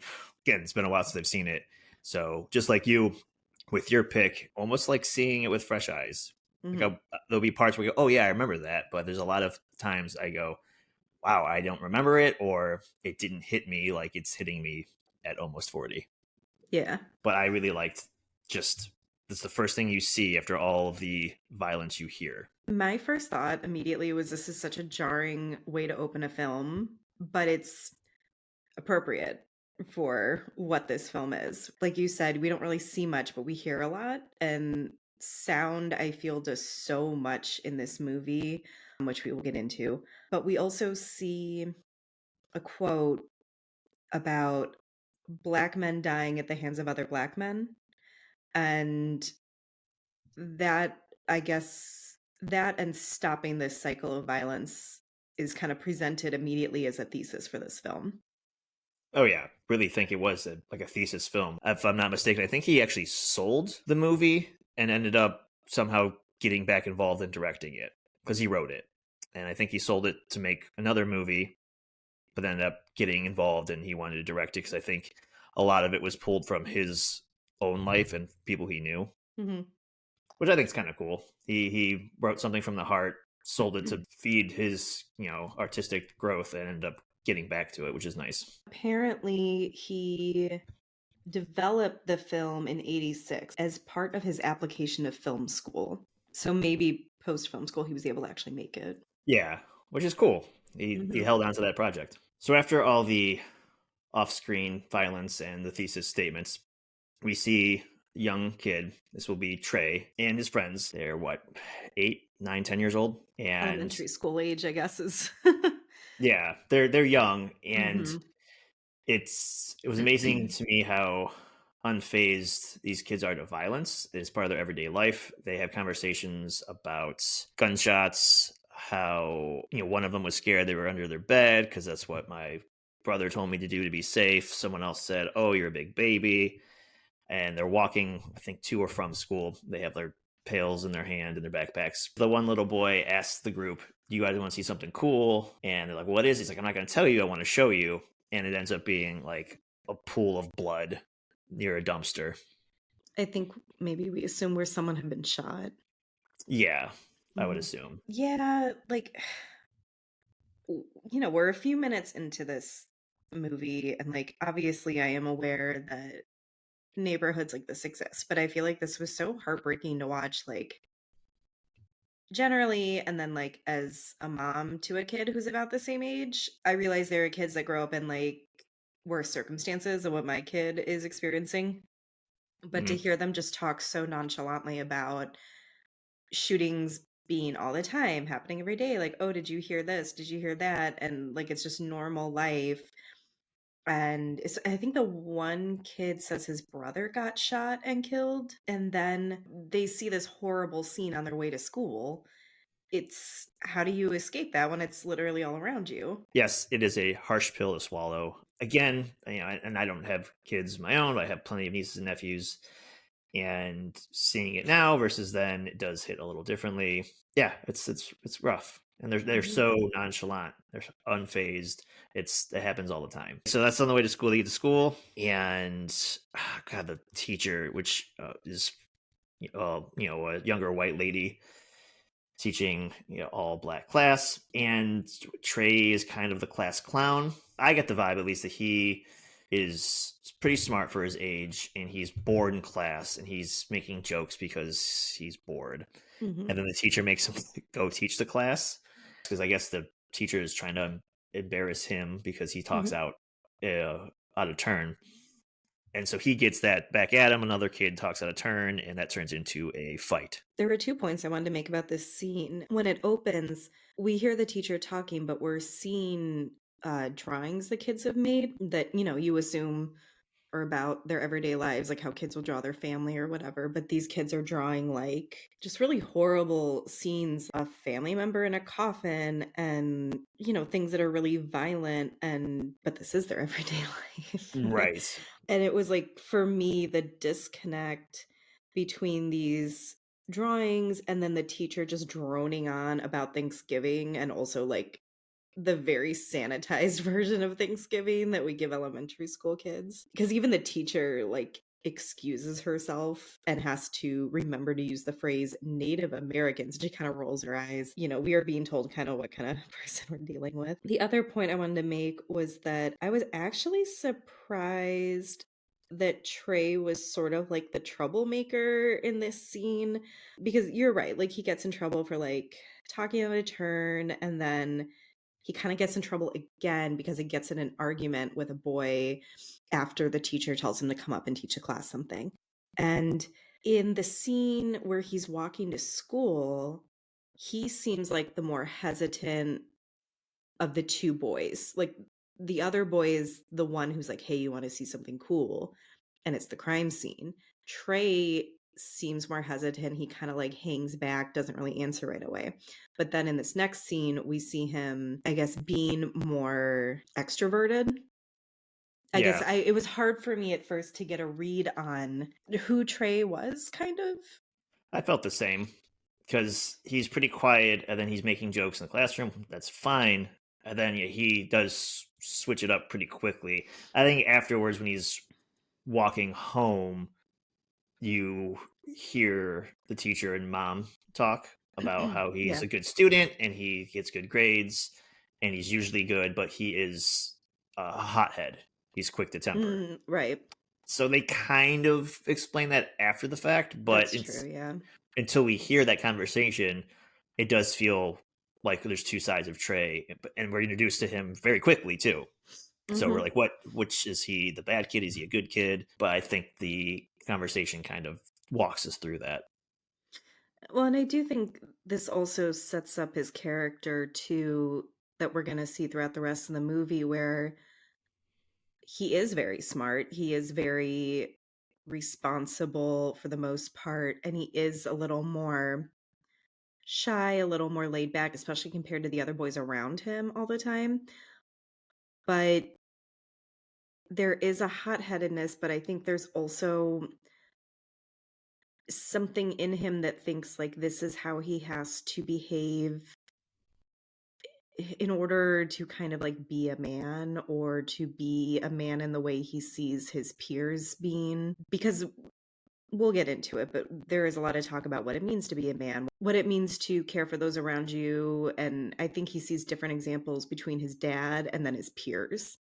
Oh yeah, I think that is one of the bigger through lines of this film is how, and I think it's specifically towards black men, how they are perceived and what it looks like for them to be a man. Well, and also too, what it looks like to be a man growing up in that environment too. Right. So they have the phone conversation as Trey's walking home, the voiceovers, and it's revealed that the mom is Angela Bassett, which I thought was cool. Mhm. But when Trey gets home, he gets in trouble for fighting. And she's like, "What did we talk about?" And she goes over to the mantle and pulls out this contract that we're presuming, we don't see it, the handwriting, but we're presuming Trey wrote. I mean, his mom, told him to do this, but Yeah, they have a contract where, like, if that he they drew gets, up, yeah. yeah, there's a contract where if he gets in trouble at school, he has to go live with his dad. And again, showing kind of the wherewithal in both the mother and son here, but the fact that it says "I, Trey, of sound mind," and I don't know, it's a little kid, and I just thought it was funny, but also just how smart he is. I guess he's reluctant to go live with his dad. It's shown later that he goes there on the weekends and he has friends there. But Yeah, it gave me Fresh Prince of Bel Air vibes. Also, like, you got no fight, you got to move. yeah. I assumed he was just reluctant because it means a totally new school, we find out, because his mom says something like to the teacher about how he won't be coming back after his suspension, that he's gonna go live with his dad. And then the teacher is surprised he has a dad that he can go live with. Yeah, that was That was like, incredibly offensive. yeah. Like, Angela Bassett throws it back at her. She says something ridiculous, but it's like, Jesus. yeah. No, this teacher's So, horrible. yeah. Enter the dad. Trey gets dropped off, and it's Larry Fishburne, young He's Larry. Larry. He's Larry here. The music throughout the movie, besides like original pieces, but the original score, it feels to me, this is 1991 release. I Mhm. think the setting's near-ish that time, but I don't think it's the 70s. But the music to me felt so 70s, and I don't know why it took me out of it in certain scenes. Sometimes things like that just remind you you're watching something that didn't have a huge budget. Right, of course. Yeah. But then they have, if we're just speaking production value for a second, they have Mhm.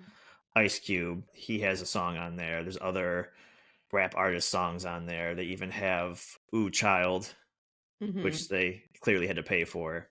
That's true. Well, maybe Yeah. that's where all the money went. But yeah, probably. Well, and do you know offhand, was any of the cast known actors at this point, really? I feel like, no, I don't think so. Speaking of Ice Cube, he was actually hunted down by Singleton and kept being bothered to be like, he wanted him to play Doughboy, and he went Mhm. to his shows and he's like, "You got to just do a screen test for me." I don't know how well Cuba, Larry, or Angela. Well, Angela probably has the biggest name at this time in '91, but I'm not even sure. Yeah, I don't know.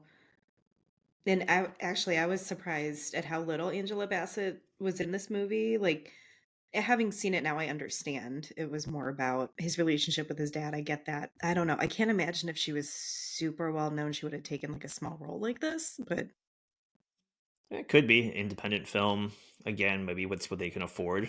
Just little screen time for her. maybe. So he gets dropped off.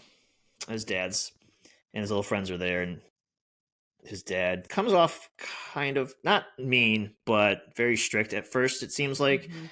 We see when we roll up the house, Furious is raking his yard. Mhm.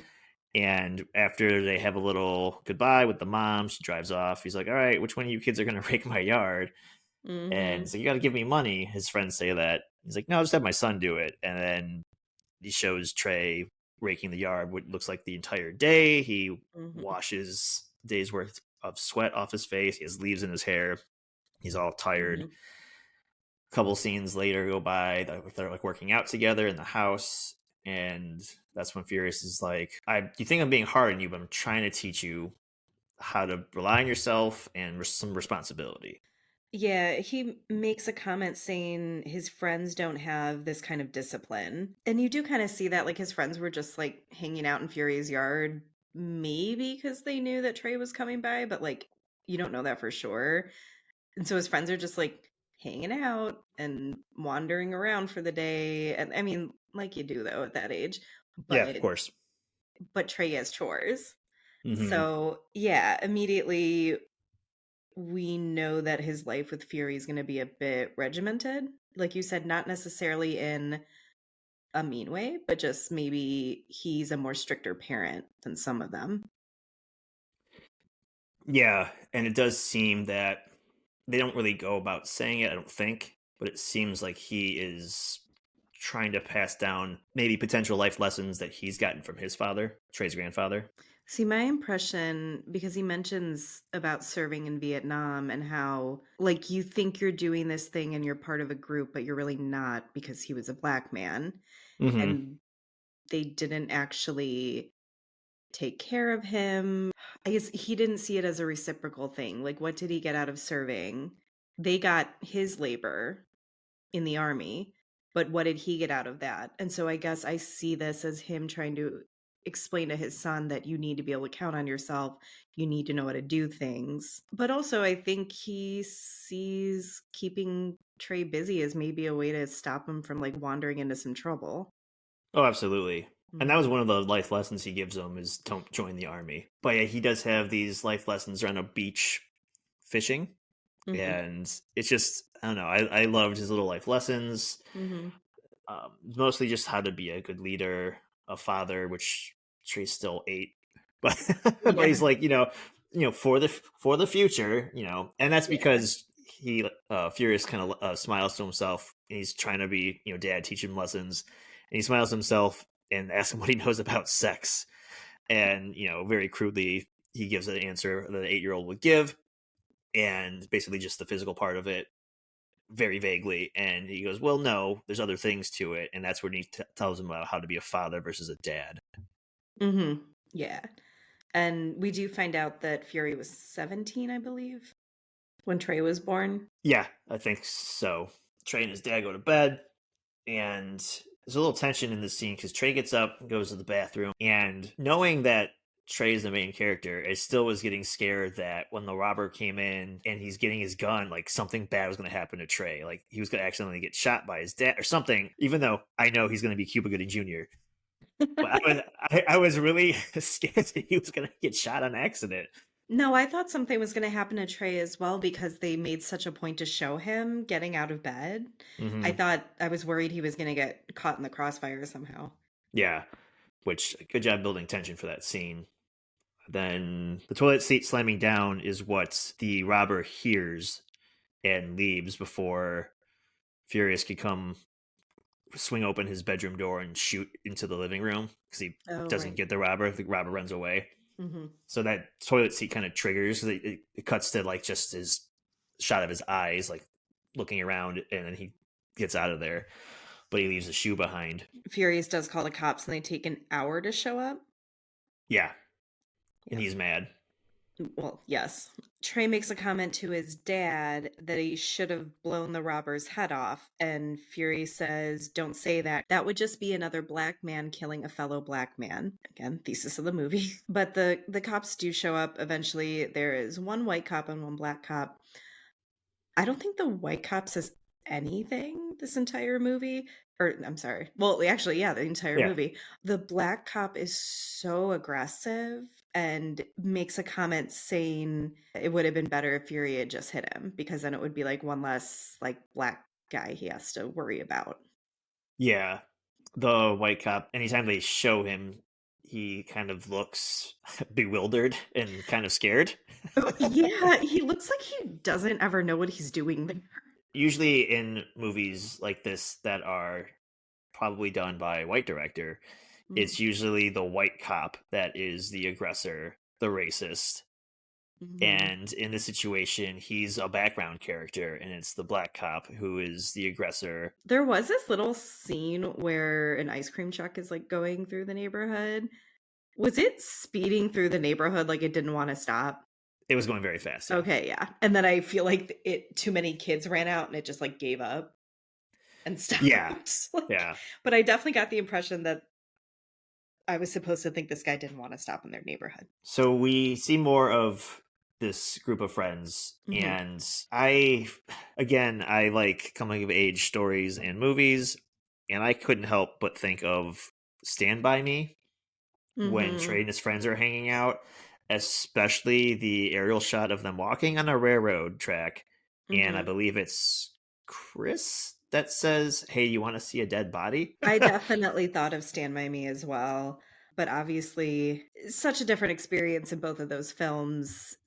That's immediately what I thought of too, because this is, like, the second time we've seen Hmm. Trey getting, like, up close look at death or violence, so to speak.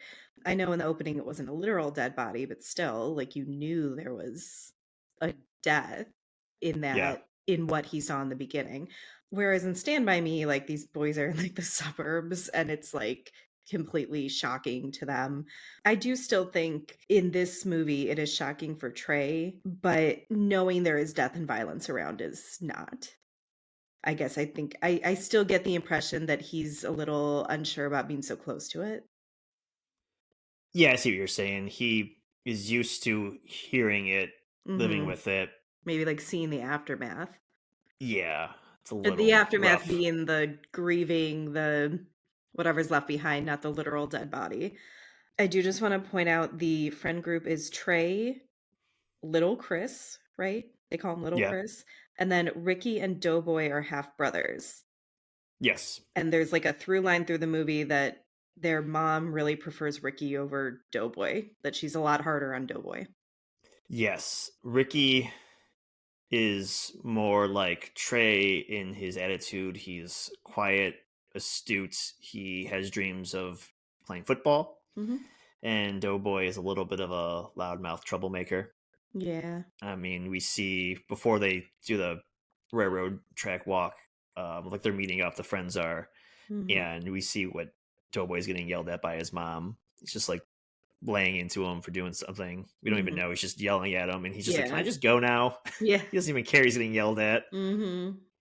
And but that's what's like so relatable is this foursome is you had friends growing up, and you were probably one of these kids, and one of your friends was Doughboy, and one of them was Ricky, or you might have been Doughboy. But the point, like, it's so relatable because I feel like I could have been one of these guys, and I definitely know which one of my friends was Doughboy, which one was the troublemaker who was always getting in trouble. Oh yeah, In terms of the friend group dynamic and, like absolutely, yeah, yeah. So after they go see this body, this, like, group of older boys kinda comes up behind them, and one of the older boys that's sort of the leader of the group maybe wants Ricky to throw his football over to him, which starts a whole chain of events.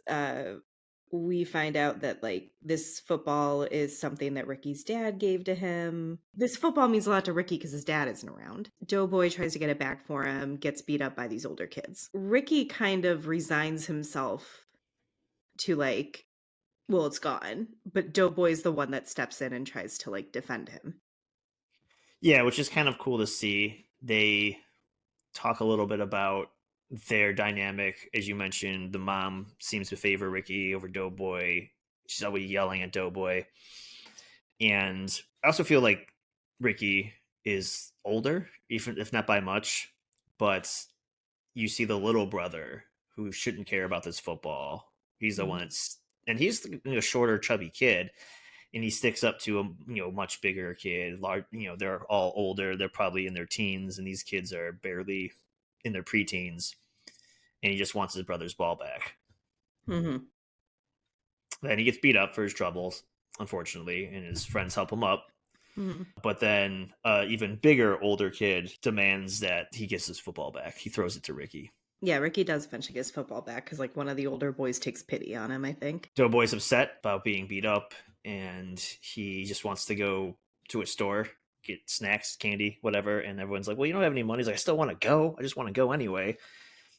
And turns out him and Chris, they want the candy more than not, and they ended up stealing it.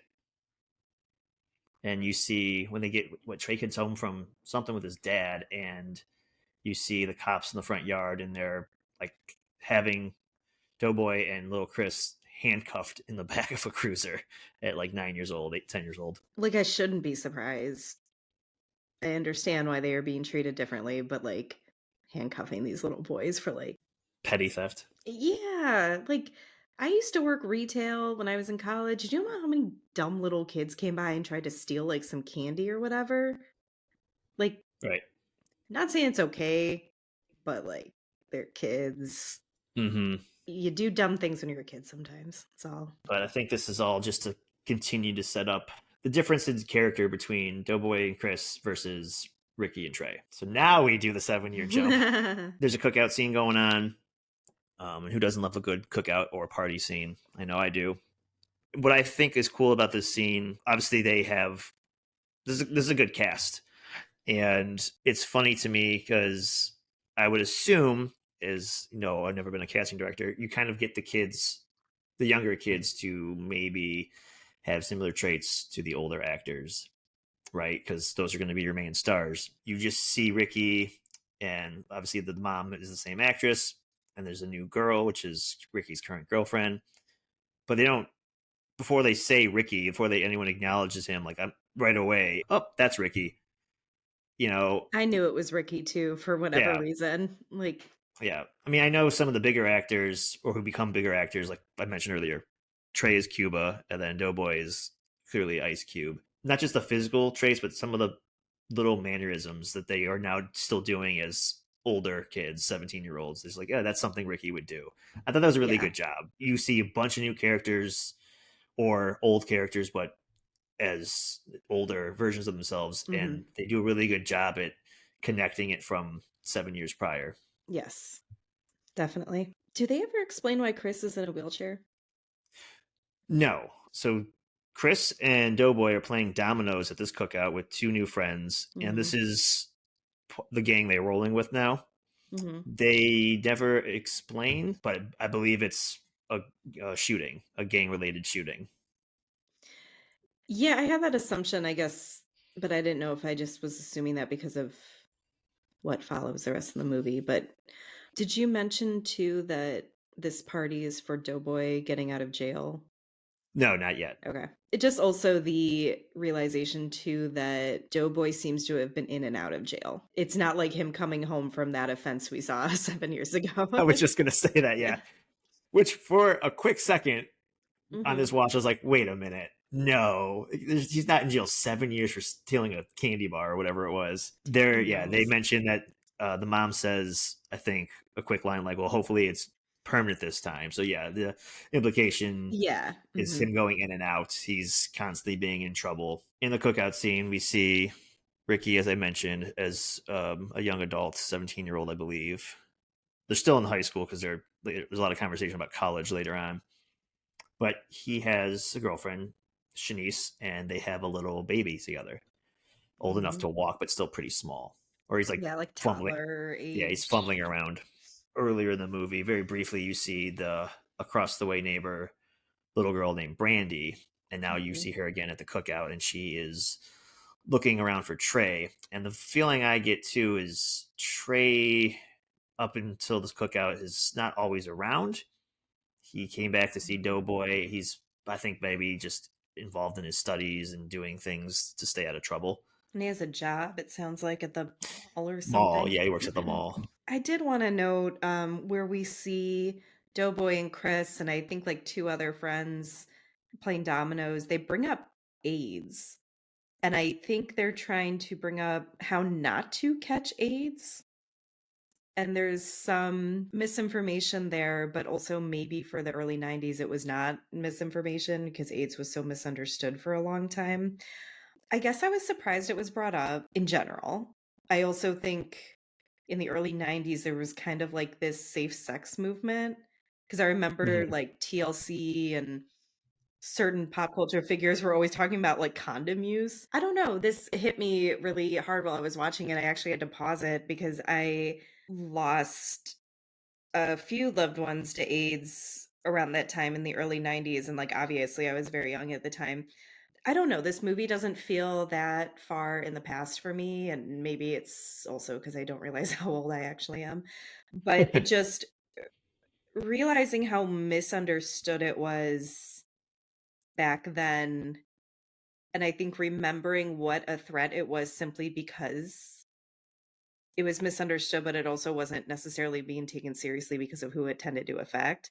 Jumping to like in my same lifetime, it's like fairly treatable and preventable. I believe it comes up in conversation, not for the characters, but for the film itself, is going back to that through line of how does one appear or act like a man, Mhm. and the AIDS conversation in the early '90s. It, to your point, kind of it seemed to be affecting mostly gay men or black men, Mhm. and part of it is like you said, the misinformation, then also the lack of taking it seriously because of who was affecting, and these are minorities.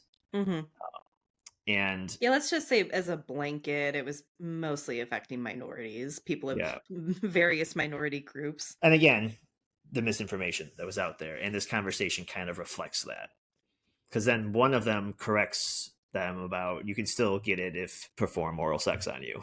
So the domino conversation though does lead to Trey's dad talking Mhm. about protection when he's having sex, Mhm. and that comes back a couple times.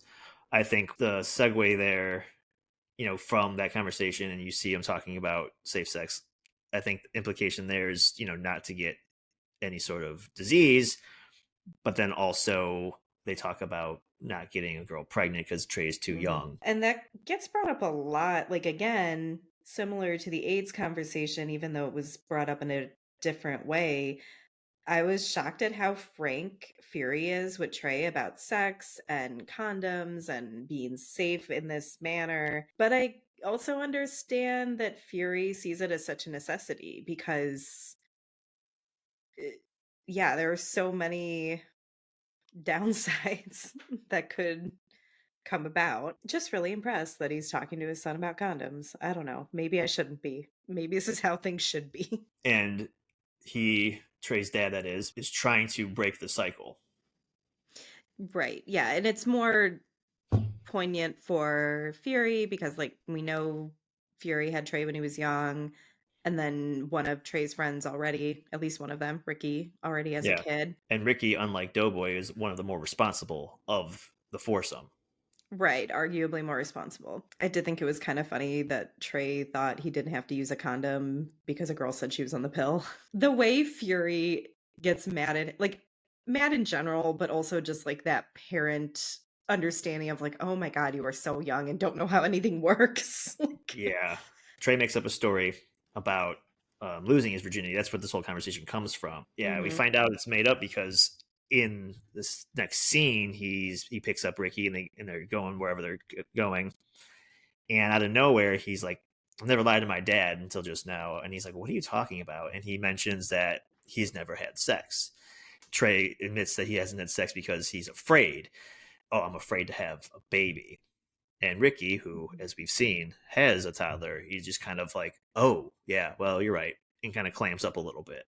Mhm. And it's just, it's refreshing a little bit to see a, in this movie, in this early 90s, a young black male, again, this portrayal of manhood, admitting to someone close to him, but also not his father, who's obviously he's really honest with, that Mhm. he, in the biblical sense, is not been a man yet, and he is waiting because he is afraid to have a kid because his whole life his dad has been kind of telling him to be careful and to be responsible, Mhm. go to school, get into college. his dad wants him to kind of leave the neighborhood, maybe for good, but for good Hmm. reason. Yeah, I was surprised that Trey is so honest with Ricky about this topic specifically, but also maybe I kind of get the impression that Ricky is probably the only friend he would be this honest with. I was surprised he lied to his dad about it, of all people, because his dad would probably be perfectly happy to know that Trey has not slept with anyone. And I don't know if you touched on it. There was a little scene where Trey is trying to push Brandy to get on the pill, and she says she doesn't want to have sex until she's married because she's Catholic, and Trey says, "Well, it's fine because I'm going to marry you eventually. So, like, Hmm. I'll just marry you later." And she says, "Well, what if I don't want to get married? I want to go to college." Like, Brandy has stuff she wants to do. Yeah. And I really appreciated that for Brandy. Well, that actually comes after the scene in the car with Ricky. I actually thought how off-putting it was because he was just so open and honest with Mhm. Ricky about his reservations for having sex because of he was Mhm. afraid to have a kid and Mhm. repeat his father and etc. And then he goes to Brandy and it's like almost pushing her to get on the pill so he can have sex. Mhm. Right. And I feel like it's that juxtaposition we were talking about with Trey in the beginning, where he is more cautious and more almost like more conservative than a lot of the people around him. He seems more introverted, but then openly, externally, he is still kind of playing this part around certain people. Yeah, it's Again, in this instance, surprised it was his dad. but then he gets like extra macho in front of Brandy. Yes, that too. Yeah. I was surprised he was being so pushy with Brandy. And then it kind of goes too with pregnancy being the responsibility of the female, where he's afraid to have sex to get a girl pregnant, even though Mhm. his dad gives him condoms. He wants to have sex with Brandy when she gets on the pill. Mhm. So there's a lot to be said there as well. I wonder if I'm supposed to get the impression too that like he sort of has a one-track mind about just fearing pregnancy, to where if she was on the pill then he wouldn't have to worry about that, but like obviously the pill doesn't stop you from like catching anything or like having, like potentially other Yeah. issues. Trey's mom calls. We haven't really seen her in the world of the movie since she dropped Trey off, right? And sounds like he's not coming to visit her on the weekends. Definitely looks like she has a nice place now, at Yeah. least from what we can tell from where she's making the phone call. Earlier in the film, when they do drop Trey off, she says that she's going to finish going to school and Mhm. she's going to have a nice place, get out of the bad neighborhood that she was in, and he can come Mhm. back and stay with her. And so he stayed with his dad, and the impression is that they switched roles. He lived with his dad, but went over to his mom's on the weekend. And she calls like, "Where have you been?" But now Trey is a 17-year-old man. He's got school and college. I assume he's hanging out with his friends on the weekends and working at the mall and not like visiting his mom every weekend. Right. He's now got all the responsibility that he was told he was supposed to have. Yeah, but mom is also frustrated. I'm almost 40 and have a busy life, and I get that phone call too. So we see a college scout come to see Ricky at his home. I did think it was funny, like Doughboy and all his friends are hanging out on the front porch, and Doughboy starts asking the college scout, like, "Hey, you can like get me a scholarship, you can like hook me up with something, right?" And I felt like there was so much foreshadowing, because even when the scout pulls up, you think it's like danger at first, the way the music is going, Yeah. and there's constant helicopter noise and like floodlights, like searchlights that we assume are from the helicopter. There's all this noise happening, and even when the scout does eventually come in and he's sitting on the couch talking to Ricky, you can tell he's even distracted by this like helicopter constantly droning on, like interrupting their conversation. But so basically, these people are supposed to go about their normal lives while there's like gunshots, I assume police helicopter, police sirens, just like all this stuff is constantly going on. And it feels too, thanks to the searchlights, like you're in this war zone and this is just their neighborhood. Yeah, it's definitely amplified when the scout pulls up to the house because Mhm. Doughboy and his friends are in the house, and it's funny because he's yelling at his friends like, "Oh, you sit in the plastic, you're sitting on the good part, blah blah blah," and Yeah. yelling at his friends so he doesn't get in trouble. Again, the friendship Mhm. dynamic, and they get kicked out of the house because Mhm. Ricky's having a guest, and they're kind of making fun of Doughboy, like, "Man, your mama don't like you. You're always getting in trouble." Mhm. And so they go to the porch, and it's when the car pulls up, and they all kind of like tense up for a second.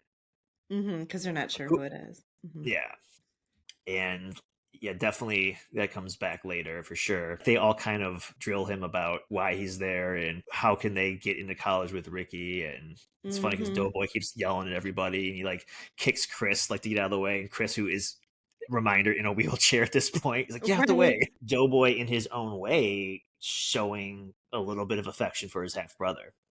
Mhm. So when Ricky is talking to the college scout, though, first of all, he finds out that he has to get an SAT score of at least 700. He looks very nervous about that. I understand because I was horrible at standardized tests. I did Hmm. horribly on my SAT.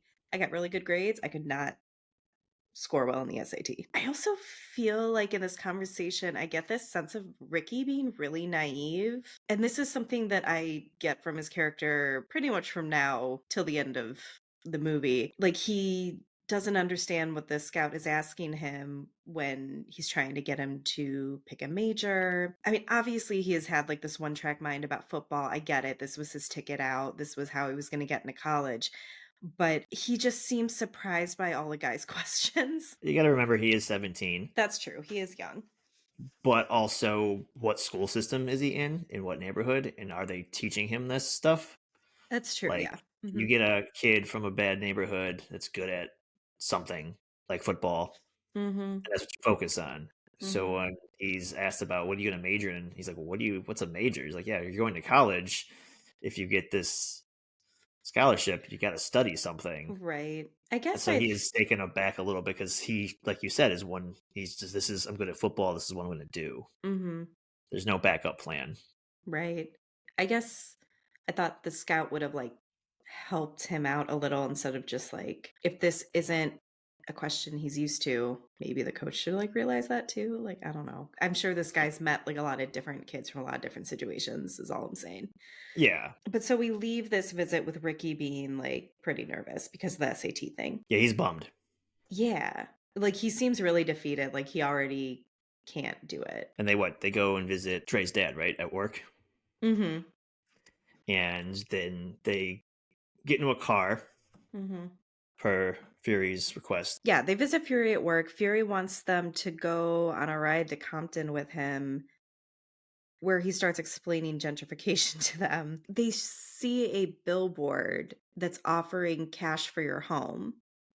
And so Fury starts talking about, like, investing in your neighborhood and, not being enticed to take these offers, to leave.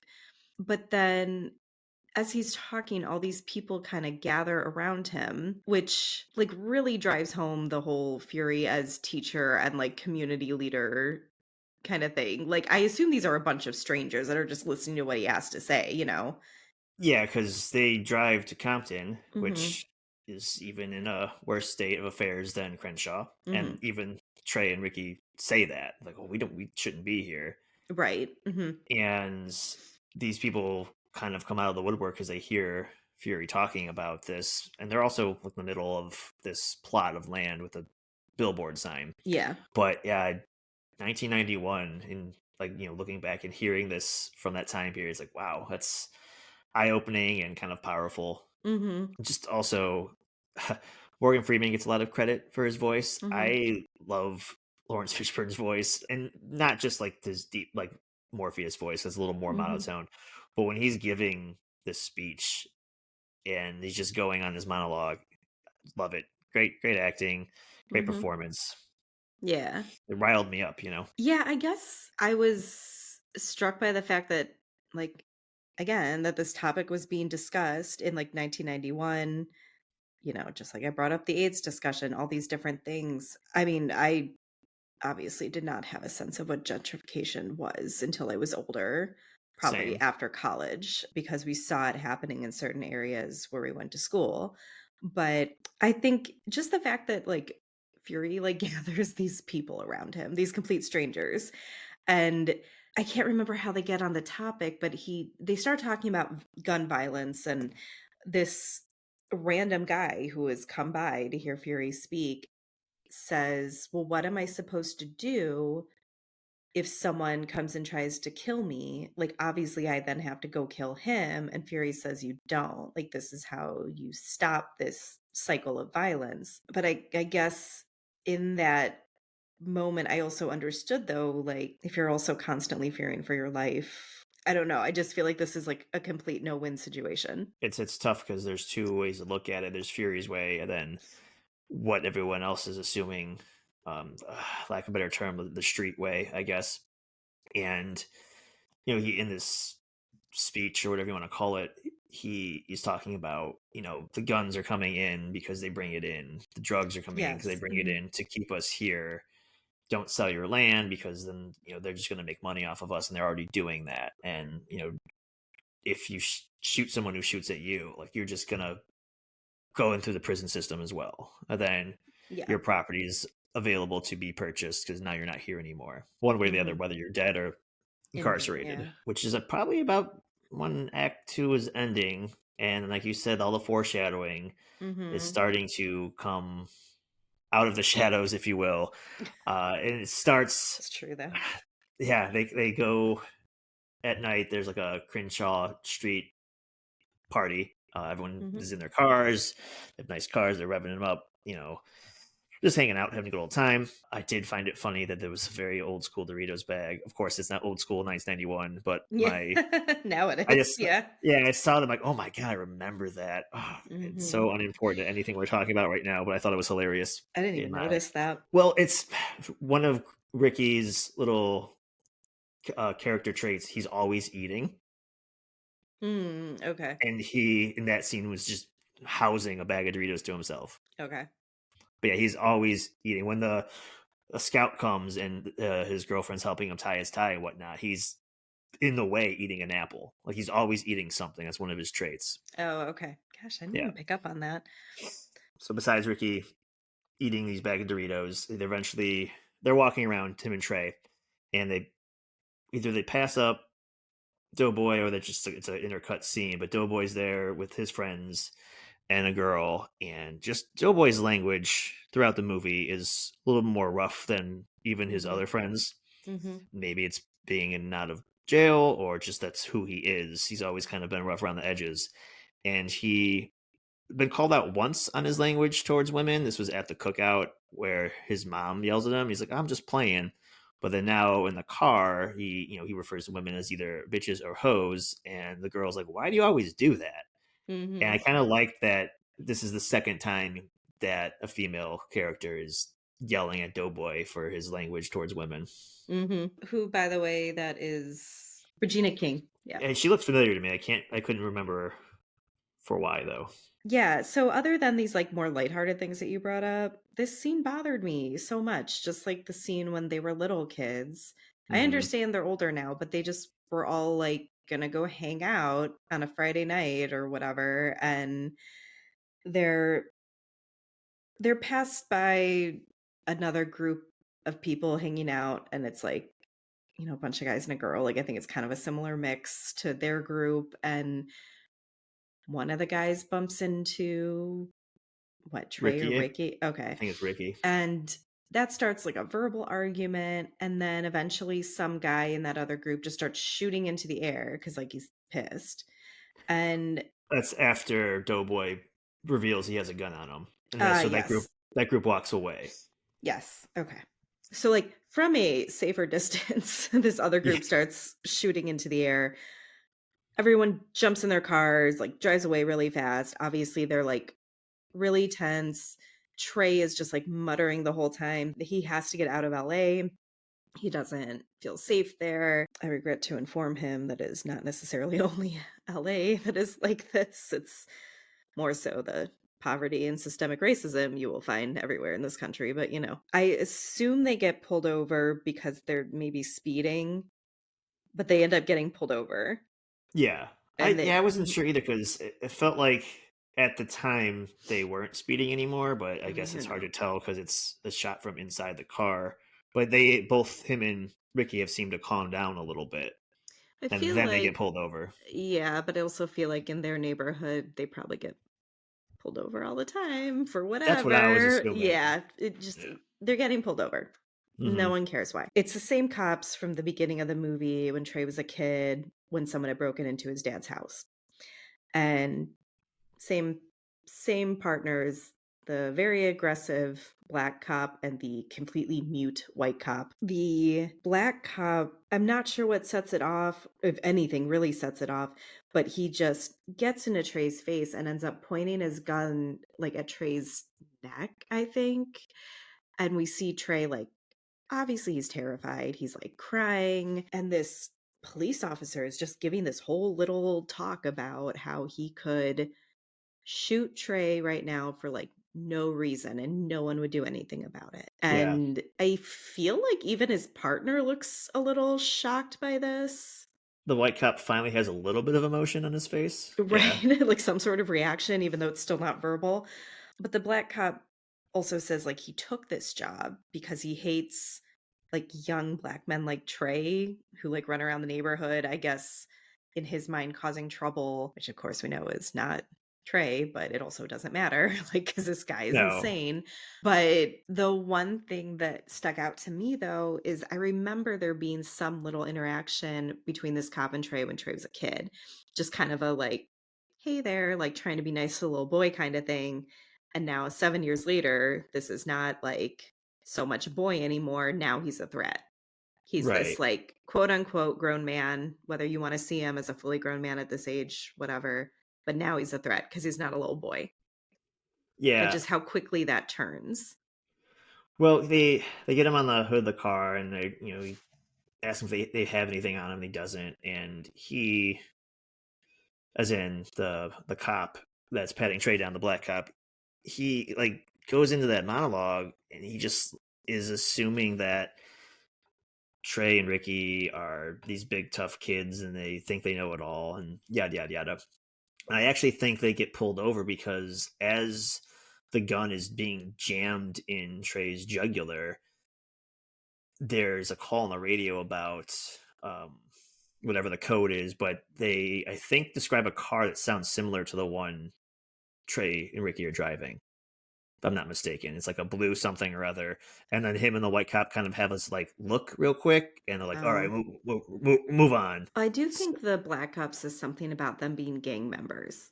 Like he just Yeah, he assumes they're in a gang and he assumes. starts like naming gangs that they could be in or something. Yeah, but yeah, it's pretty It's scary, and intense, yeah. yeah, and you just want to like, I don't know, punch the cop's mustache right off his face. And also just I mean, like, I was terrified for him. Like, I felt how scared Trey was in this scene, so, like, kudos to Cuba Gooding Jr., but, like, Absolutely. it was like, obviously, this is terrifying. Obviously, this happens in real life, and I just keep thinking, like, "Okay, it's 2025, and we're just still doing this, apparently." Yeah. Um, I think that's maybe almost the most depressing thing about watching this movie now is how little has changed. yeah, it's almost in a scary way making it uh, like a timeless movie because it hasn't changed. I mean, the clothing and the style, Mhm. but the situation is still there. Yeah, there are actually very few things about this probably that actually scream 90s. Oh, so while all this is going on with the like the hangout being interrupted and Trey getting pulled over, we see this little brief like shot of Brandy trying to study and she gets spooked by gunshots, like she jumps and you see how frustrated she is that, you know, she can't just be in her own house without getting interrupted by these noises all the time. Yeah. And that's when Trey, just after being pulled over, he comes to the house and he's still, you know, visibly upset and shaken. And I just love Cuba's performance in this scene. It was so powerful. I'm sitting here watching him and just feeling so bad and fighting back like my own tears of frustration on behalf of Trey. The whole time he's like airboxing and like he's probably imagining like punching these people he's upset with, but he's the whole time like kind of muttering about how he wishes he could kill them and he wants to kill them. And I think Mhm. part of his being upset is having those thoughts, Yeah. like falling victim to the thought of violence. Mhm. Um, But but yeah, also it's that he can't just live his life. Like, he didn't do anything to right. anyone this evening, and he was in 2 really scary situations. Leads to them kind of, presumably having sex for the first time. Mhm. They're both kind of, I don't want to say a moment of weakness, but they are both have been through some stress that evening. You mentioned Brandy trying to study and the gunshots, and Mhm. obviously Trey's um, two brushes with violence as he was just existing. And they Mhm. just kind of, celebrate kind of life and their love for each other. I guess you can say that. It's one of those things. I guess you get in a situation like that, and your emotions and everything's all over the place. I guess. Mhm. Yeah, I feel like it's understandable why this scene in particular leads to that. Yeah, And obviously we know that they genuinely like care about each other and whether or not they're actually going to get married, like they care about each other enough to have these plans for their future. Whether it yeah, works out is another story, but we know that they're like, you know, genuinely into each other. yeah. And they both kind of had been vulnerable in front of each other, more so in this scene. Trey Mhm. in Trey front of Brandy. especially. Yeah, Mhm. he even says like, "I never thought I'd cry in front of a woman before, or I never have before." One of the two. But I mean, I don't really I can't recall seeing anything like this in that time period that you would see a Hmm. male actor even be so vulnerable like that. Peeling back the layers Mhm. of what masculinity looks like and what it's masked like. After everything that happens with Trey and Brandy, we see Trey's parents at a cafe. I guess they're discussing Trey's future. I kinda thought they were discussing the fact that he's not really coming to spend his weekends with his mom anymore. Fury starts trying to temper Riva's expectations and explaining that he's, like, grown up now and kind of almost telling her that she, like, missed his childhood and she kinda just has to deal with it. And, like, I kinda get it, but I hurt so much for Riva in this because there were a couple of reasons that he moved to his dad's. He was acting up in school, they had this deal, that was one part of it, but she also was saying, like, this would be easier in a sense because then she could focus on school and focus on getting a better place to live, and then in her mind, he would just come back, and Mm. she upheld her part of the bargain, but now Trey is so, like, eh, this is where he grew up, this is where he goes to school, his friends are there, like, why would this, like, you know, I assume he's a senior in high school, why would he wanna move? But I get her being like, "Well, at the very least, come visit me for weekends." Like, come on. Like, she did her Right. part. I understand what Fury was saying that she, like, has to just deal with it that she missed this, but that's hard because it's not like she missed it because she wanted to. And Riva does, first of all, she stands her ground and like talks at Fury, which is kind of Mhm. fun because she's like, "No, you're gonna not leave. I'm gonna finish what I'm gonna say." I have a feeling But not many people talk to Fury like that. no, no, not at all. And it's not like he sits there and takes it, but she does compliment him on being there for Trey and being around and being able Mhm. to raise him and teach him what it's like to be a man. Because she said I couldn't. Yeah. Probably for a few reasons. One, that she's not a man. I guess probably is the literal sense, but also like you said, she wanted to be able to focus more on herself while Fury Mhm. could help raise Trey, so she could have a better life situation for herself and thusly for Trey. Mhm. But I think there was a little undertone of just maybe not just the weekend visits, but what their expectations is for Trey now and moving forward. Mhm. Because, and I got that more from Fury being like, he's a grown man now, he's going to do what he wants. And I don't think it would, to me, I felt like the conversation was a little more weighted than just gonna see you on Saturday and Sunday. Yeah. I get that, but I do like how Riva ends this scene by explaining to Fury, like, yes, he's obviously a great parent, he's a great dad, but also he wants to be celebrated for something that moms do all the time, Yeah. sometimes even alone. And I completely understand that Riva's particular situation is not like one on one comparable to every other mom, right? But it is true that dads always are celebrated for things that moms just do. Hmm. Yeah. Especially in the situation too. The roles, the mom and dad in this movie, the roles are reversed to kind of the normal single parent, Hmm. what people think about usually. Usually it's the mom if they're a single parent. Yeah, and I mean, even look at the last movie we discussed. The dad split. Mom knows Hmm. it's all on her. How did it end the conversation? That was pretty much That it was though. pretty much it. It just Hmm. kind of ended. Yeah. Yep. It was more like here are some facts, and it gave some screen time to Angela Bassett, and Hmm. she took that ball and ran with it very well in that scene. I thought, Yeah. as Yeah. she does. Yeah. My only complaint about Angela Bassett in this movie is I would have liked to see more of her, but Yeah, I more I Bassett. understand why. She's probably making like 15 movies that year. We are starting to see more of that red car that was in the Crenshaw Street hangout. This is the Mhm. car that had the guy with the Uzi, Mhm. and he's driving around their neighborhood. And there's a line that I find funny now. I don't think it's meant to be funny, but I'm of an older age. And Ice Cube, I believe it's Ice Cube, he talks about how he's just driving around all the time. He's like, Ferris. He's talking about how he's 27, how he's an old ass. I was like, damn, the hell. And I know these are kids. These are probably 16 to 19 years old at So oldest. compared to that, yeah, Yeah, but but it's just so still. funny because it's like, oh god, you're not even 30 yet, and you're an old ass hanging around bothering. Well, I mean, and his, I guess that's fair because why is he trying to bother a bunch of kids? But yeah, so we start this whole build up to our big ending.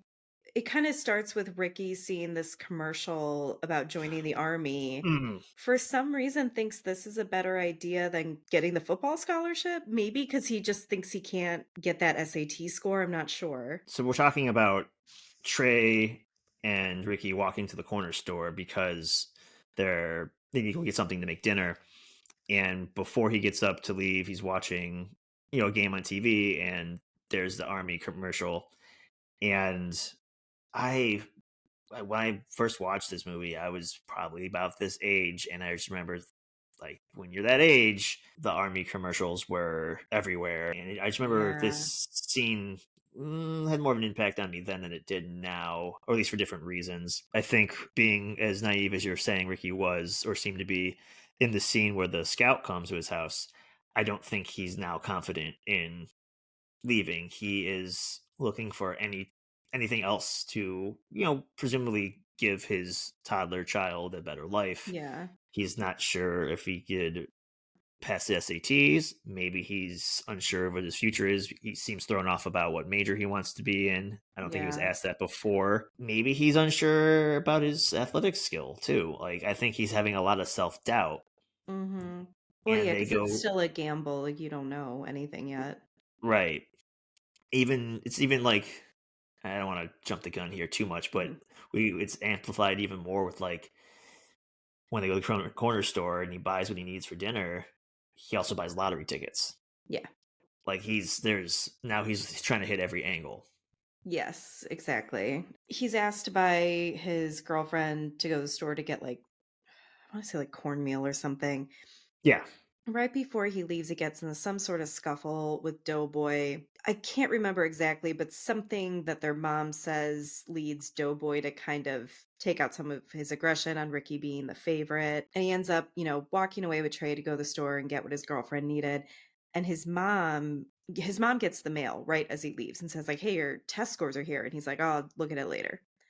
He And shrugs it like, off. yeah, he totally shrugs it off. He does not care. And just Oh, in that moment, I knew. Yeah. Him Yeah. walking away from those test scores. I didn't Right. wanna be right. Uh-huh. But Um, I'm sure you were. well, and of course, you still have all the like I've mentioned before, the audio buildup. There is an undeniable sense of dread Even though there's Mhm. kind of been this sense the whole time, it's just ramped up now. Yeah. Yeah, Yeah. right before Doughboy and Ricky get into a scuffle in the front yard, that red car that's Mhm. when he says his old ass, it's like parked down the street and then turns the corner. They get Mhm. in a fight for some reason, cut to them at the store and they're leaving. The red car speeds by, sees Trey and Ricky walking back from the store, and Ricky and Trey know it's gonna come after Mhm. them.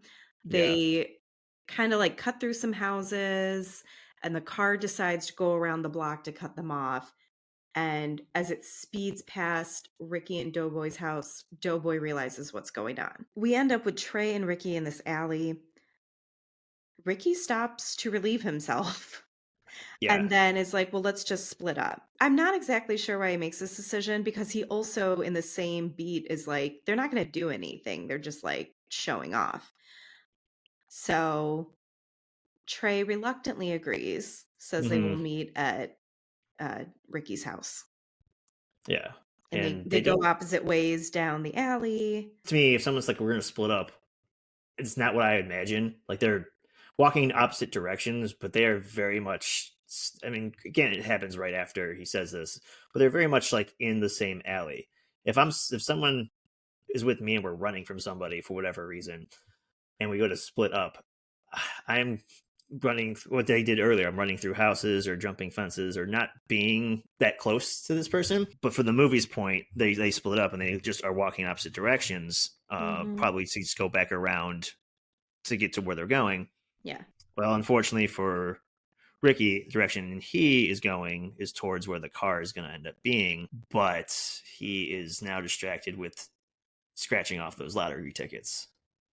Yeah, I get the sense that Ricky really was not concerned about this car, even though they did run. He's just really nonchalant about everything, and he's just, like, scratching his lottery tickets, doesn't even look up until Trey calls his name, and, of course, by the time Ricky looks up, the car is already in front of him. This whole scene so tense. The build up, I Mhm. physically felt it, and I've seen it before, and I remember what's happening. But I'm like, oh dear lord! And the slow mo. I don't know how else to say this without sounding silly, but the slow mo couldn't happen fast enough. Like just watching Cuba running in slow motion, I'm like, oh my god, just get it over with already, because I don't want to Yeah. have to sit here and Oh feel gosh. this. Seeing Ricky, like, turn around in slow-mo and then, like, try to run away, it's like the slow-mo really drives home, like, how futile it is that he's even, like, Yeah, right, like, cause he barely gets anywhere until he shot the first or before he shot the first time, and also, like, all the sound goes away. Everything stops, and you just hear, like, little kid noises, little kid it's laughter. it's background noise Mhm, that we, to your point, actually haven't heard this stuff before. All we've been hearing is the shots, the helicopters, things like that. Now mhm, when mhm, there's this crescendo of violence of one of the characters that we care about, mhm, the opposite is happening. All is to be heard, the word mhm, Ricky from Cuba, the children playing somewhere nearby, which I think mhm, also kind of makes it. Usually, we are like when the beginning of the movie, we saw the kids and we heard the violence. Now we're mhm, seeing violence and hearing the children. The children are mhm, still mhm. close by.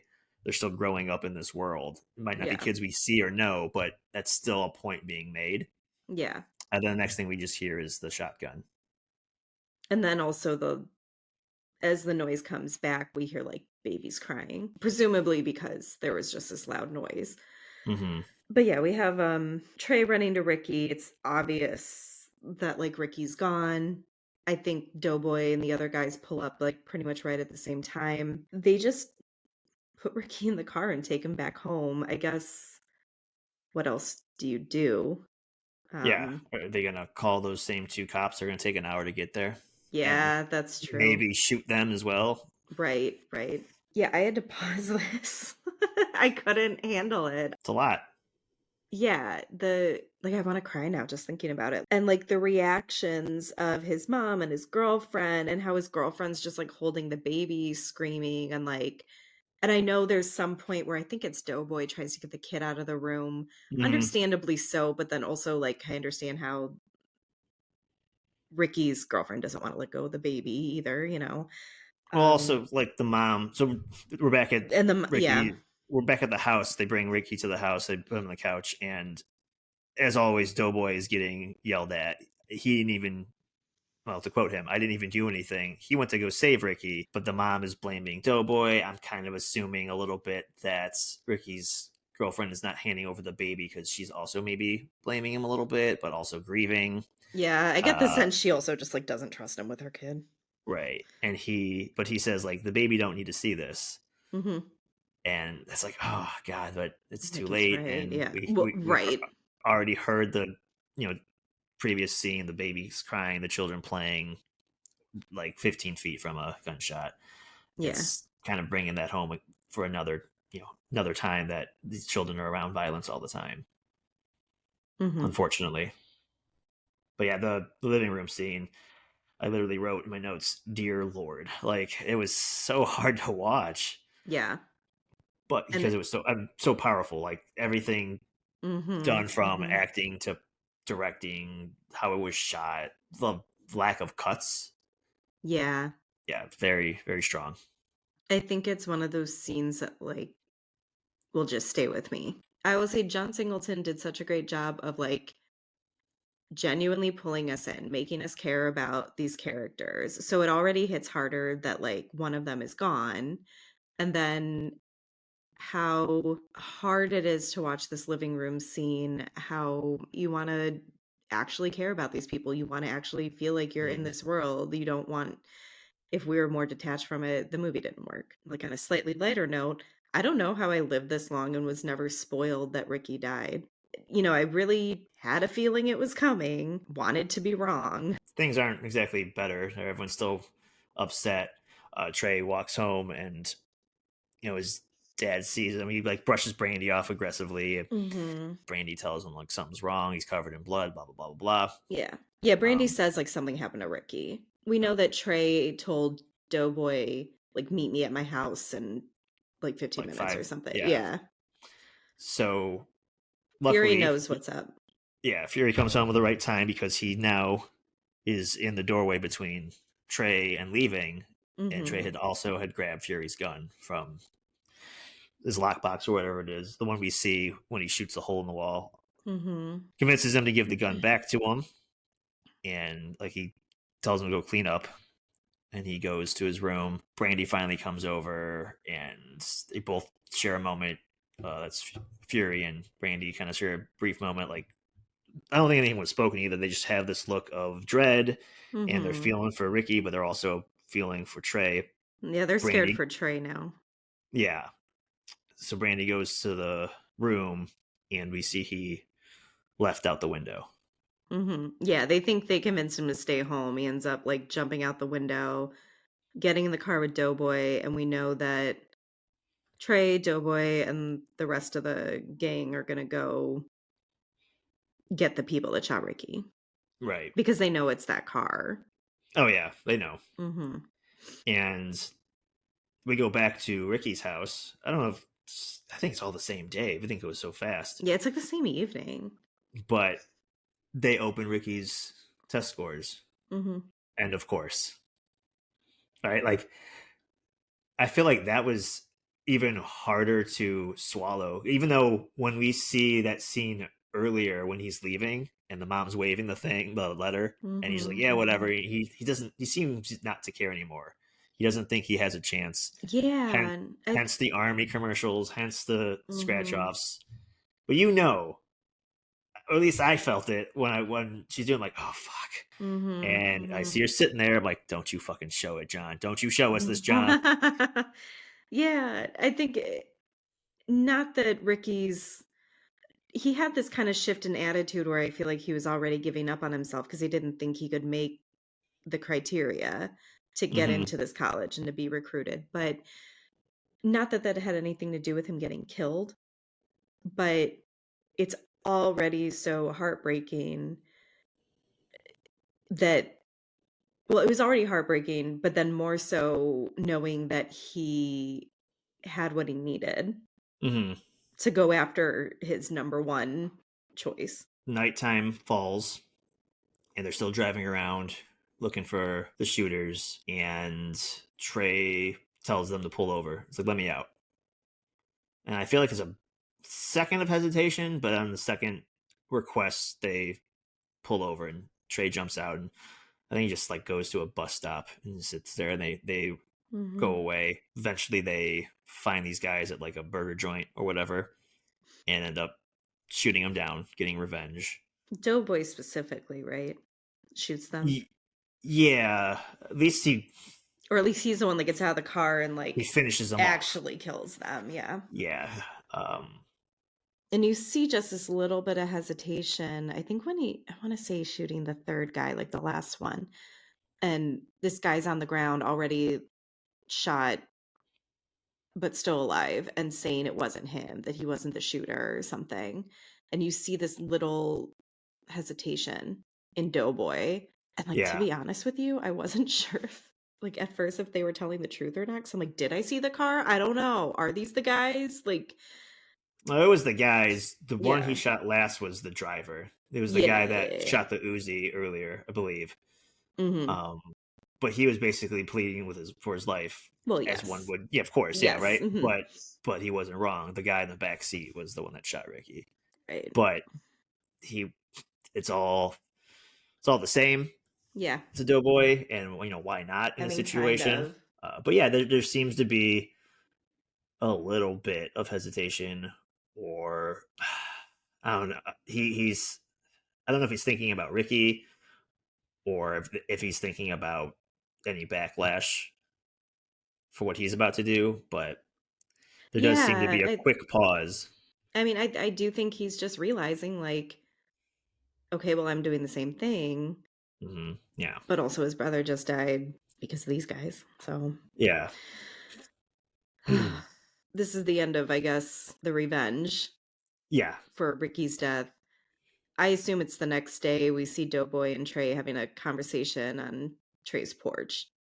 yeah. I think it's the morning after. I Mm, feel like after the 7 year jump, most of the movie kind of happens. It seems to be a couple days. I yeah, like that Doughboy kind of gives Trey respect and credit, and he understands why he got out of the car, yeah, which was nice because he's again always had that kind of rougher exterior. He's the one that's been in and out of jail. You would think maybe he would have made fun of him or something like that because he's in a right. gang and he's portrayed as being one of the harder characters, Mhm. I think he just knows Trey isn't like that. and neither was Ricky. Yeah. And so he sees a lot in Ricky and inside of Trey. Mhm, mhm, And then to continue foreshadowing, he says that he'll probably end up getting popped for what he just did, and mhm. he punctuates the thesis here, and it's how it's just the cycle keeps going. Like, I got revenge for Ricky, someone's gonna get revenge for me. Someone's gonna get revenge for the guys that Doughboy killed, yeah. And then he walks away and does like a little fade out, but when Doughboy crosses the street and fades away, that's another like pause moment where I was like, oh my god, where have I seen this before? I'm like, oh yeah, Stand By Me with River Phoenix. They do Oh, something yeah. similar. But yeah, then little epilogue, and Doughboy does end up getting murdered, but both Trey and Brandy go to college down in Atlanta. I guess it's like their schools are across the street from each other. Yeah, So they they're both, both, like, historic Black colleges. yeah. Mhm. So happy ending for those two in a way. Yeah, like It's hard. It's still hard to swallow after everything we just saw. yeah, like, obviously, I'm happy that Trey and Brandy got what they wanted, at least in terms of school, like, obviously, we don't know where they end up after, and that's fine, but it was hard to hear that Doughboy not only is killed, but then, like, so soon after his brother's killed, like, all I could think of immediately was, like, his poor mom. Hmm. Because they say the next day after he had that conversation with Trey was Ricky's funeral, and then, like, 2 weeks later, Doughboy was killed. And that's the end. Mhm. Yeah. Ugh. Done so well. I don't want to take any steam from you, but all your notes on foreshadowing, I can't remember how I noticed that, or if I noticed that, I should say, when I was 17, 18. Mhm. But reading your notes and hearing you talk about it, and you've never seen it before, I don't want to say fun, but it's nice to see that That other how perspective, yeah. yeah, and how well Singleton put this all together. Mhm. Yeah, and speaking of how well it is all put together, I just sat with this for a little bit when it ended, and there are a few movies that have done that to me, and the only one that comes to mind right now is, like, Apocalypse Now. I just feel like this is Mhm. one of those movies. There's so much layered in here, so much foreshadowing, so much symbolism, so much that's not said in the conversations that still matters, and I feel like I could watch it multiple times and find something new every time that I didn't pick up on before. I have a note that I just don't understand how John Singleton created all this at 23. Like I know what I was like at 23. I had already gone to film school, but still this was I had to look back at the notes you made to be like he was really 23. Like Mhm. I mentioned it before, but, like, the sound does so much heavy lifting, and that was something that was very notable for me, at least. I don't know if sound design is something that often sticks out in such a memorable way. Another example of, like, how much talent, was involved in this, and, like, John Singleton was so young. Some scenes are more noticeable than others, like Mhm, the recruit.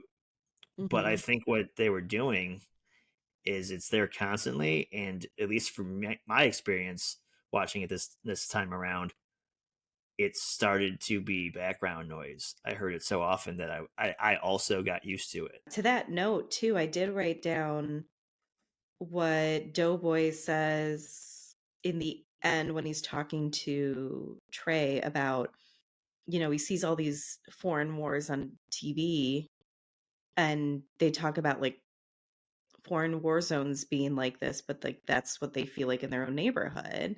And especially the helicopter for me really like drove that home because that's what I kept thinking. It feels like they're under attack Yeah, and like under surveillance, like it's a war zone. And so, absolutely. On a completely lighter note, this cast, I don't I wanna go, like, research a little more what people's, careers were like at the time that this came out, but you have, obviously, Lawrence Fishburne, Angela Bassett, who went on to really big careers. Cuba Gooding Jr., still big career. Obviously, my first introduction to him was Jerry Maguire because of my hmm age. Ice Cube, Regina King, Morris Chestnut, Nia Long, all of them went on to big acting careers. some of my other thoughts. I think some of the Stand By Me references were intentional. I just thought it was me making the connection because I'm a big Stephen King fan and I love that movie. Mhm. But It did come out before this. yeah, but I think that was on purpose. The talking about sound, the actors were not told ahead of time when the gunshots were going to happen, so their reactions were legitimate. So I thought that was kind of cool. Also, kind of Hitchcockian in a way of how he's treating the actors, like Mhm. literally scaring them. Mhm. And then I had this in my note earlier, and I mentioned how when Trey was shipped off to his dad after the fight, I made a joke about it reminded me of Fresh Prince of Bel Air. During my very minor research, apparently Will Smith was in the lead running for Trey's role, but Huh. legitimately was going to do Fresh Prince Bel Air instead. Oh, I wow. promise you, I found that out after my notes. I just want to point out how That's funny. spot on I was on that parallel. Yeah. Um, and I think this was cool that Singleton was one of the, I think at the time, the youngest director to be nominated for Best Director, and he was the first Black director when he was nominated. Definitely believe the youngest. I guess I shouldn't be surprised he was, like, the first Black director ever nominated, but track records being what they are for the Yeah, Oscars. yeah. Do you wanna move on to honorable mentions, or do you not have any? Yeah, I don't have any honorable mentions because this is the first one I thought of. Uh-huh. There are more modern movies, I guess I would have picked if I was going that route. I think You've got it's also okay to just pick the first thing that's coming to mind. yeah, For me, I just always try to immediately see what movies come to mind because usually I tend to think like, you know, one of the first ones that comes out is what I should go with. But my short list before I settled on my pick was The Woman King, Rustin, Selma, Judas and the Black Messiah, and Sorry to Bother You. But like I said before, I really wanted to pick a female director, and I liked that Beyond the Lights was, I mean, yes, it dealt with our characters being Black, but it was also arguably more of a slice of life kind of thing than a historical epic. All right. Well, we would love to hear your thoughts on our movie picks as well as your own favorite movies directed by Black directors. You can find us on Instagram at Back Through the Lens Pod and on Facebook at Back Through the Lens. You can also email us at backthroughthelenspodcast@gmail.com. If you are listening on Spotify or Apple Podcasts, please leave us a rating and review. It's the best way to support our show. if you enjoyed our show today, please give us a like and follow for updates on new and future episodes. Our show is produced by our hosts, Rachel Campbell and myself, Joe Siomick, with additional help and support from Peter Tellup of LPV Productions. Rachel, Peter, and I are also the executive producers. Our awesome logo is brought to you by Tom Fracci, and our wonderful theme song is by Matt Tarek. Thank you for listening, and stay tuned for more trips into our movie watching past on Back Through the Lens.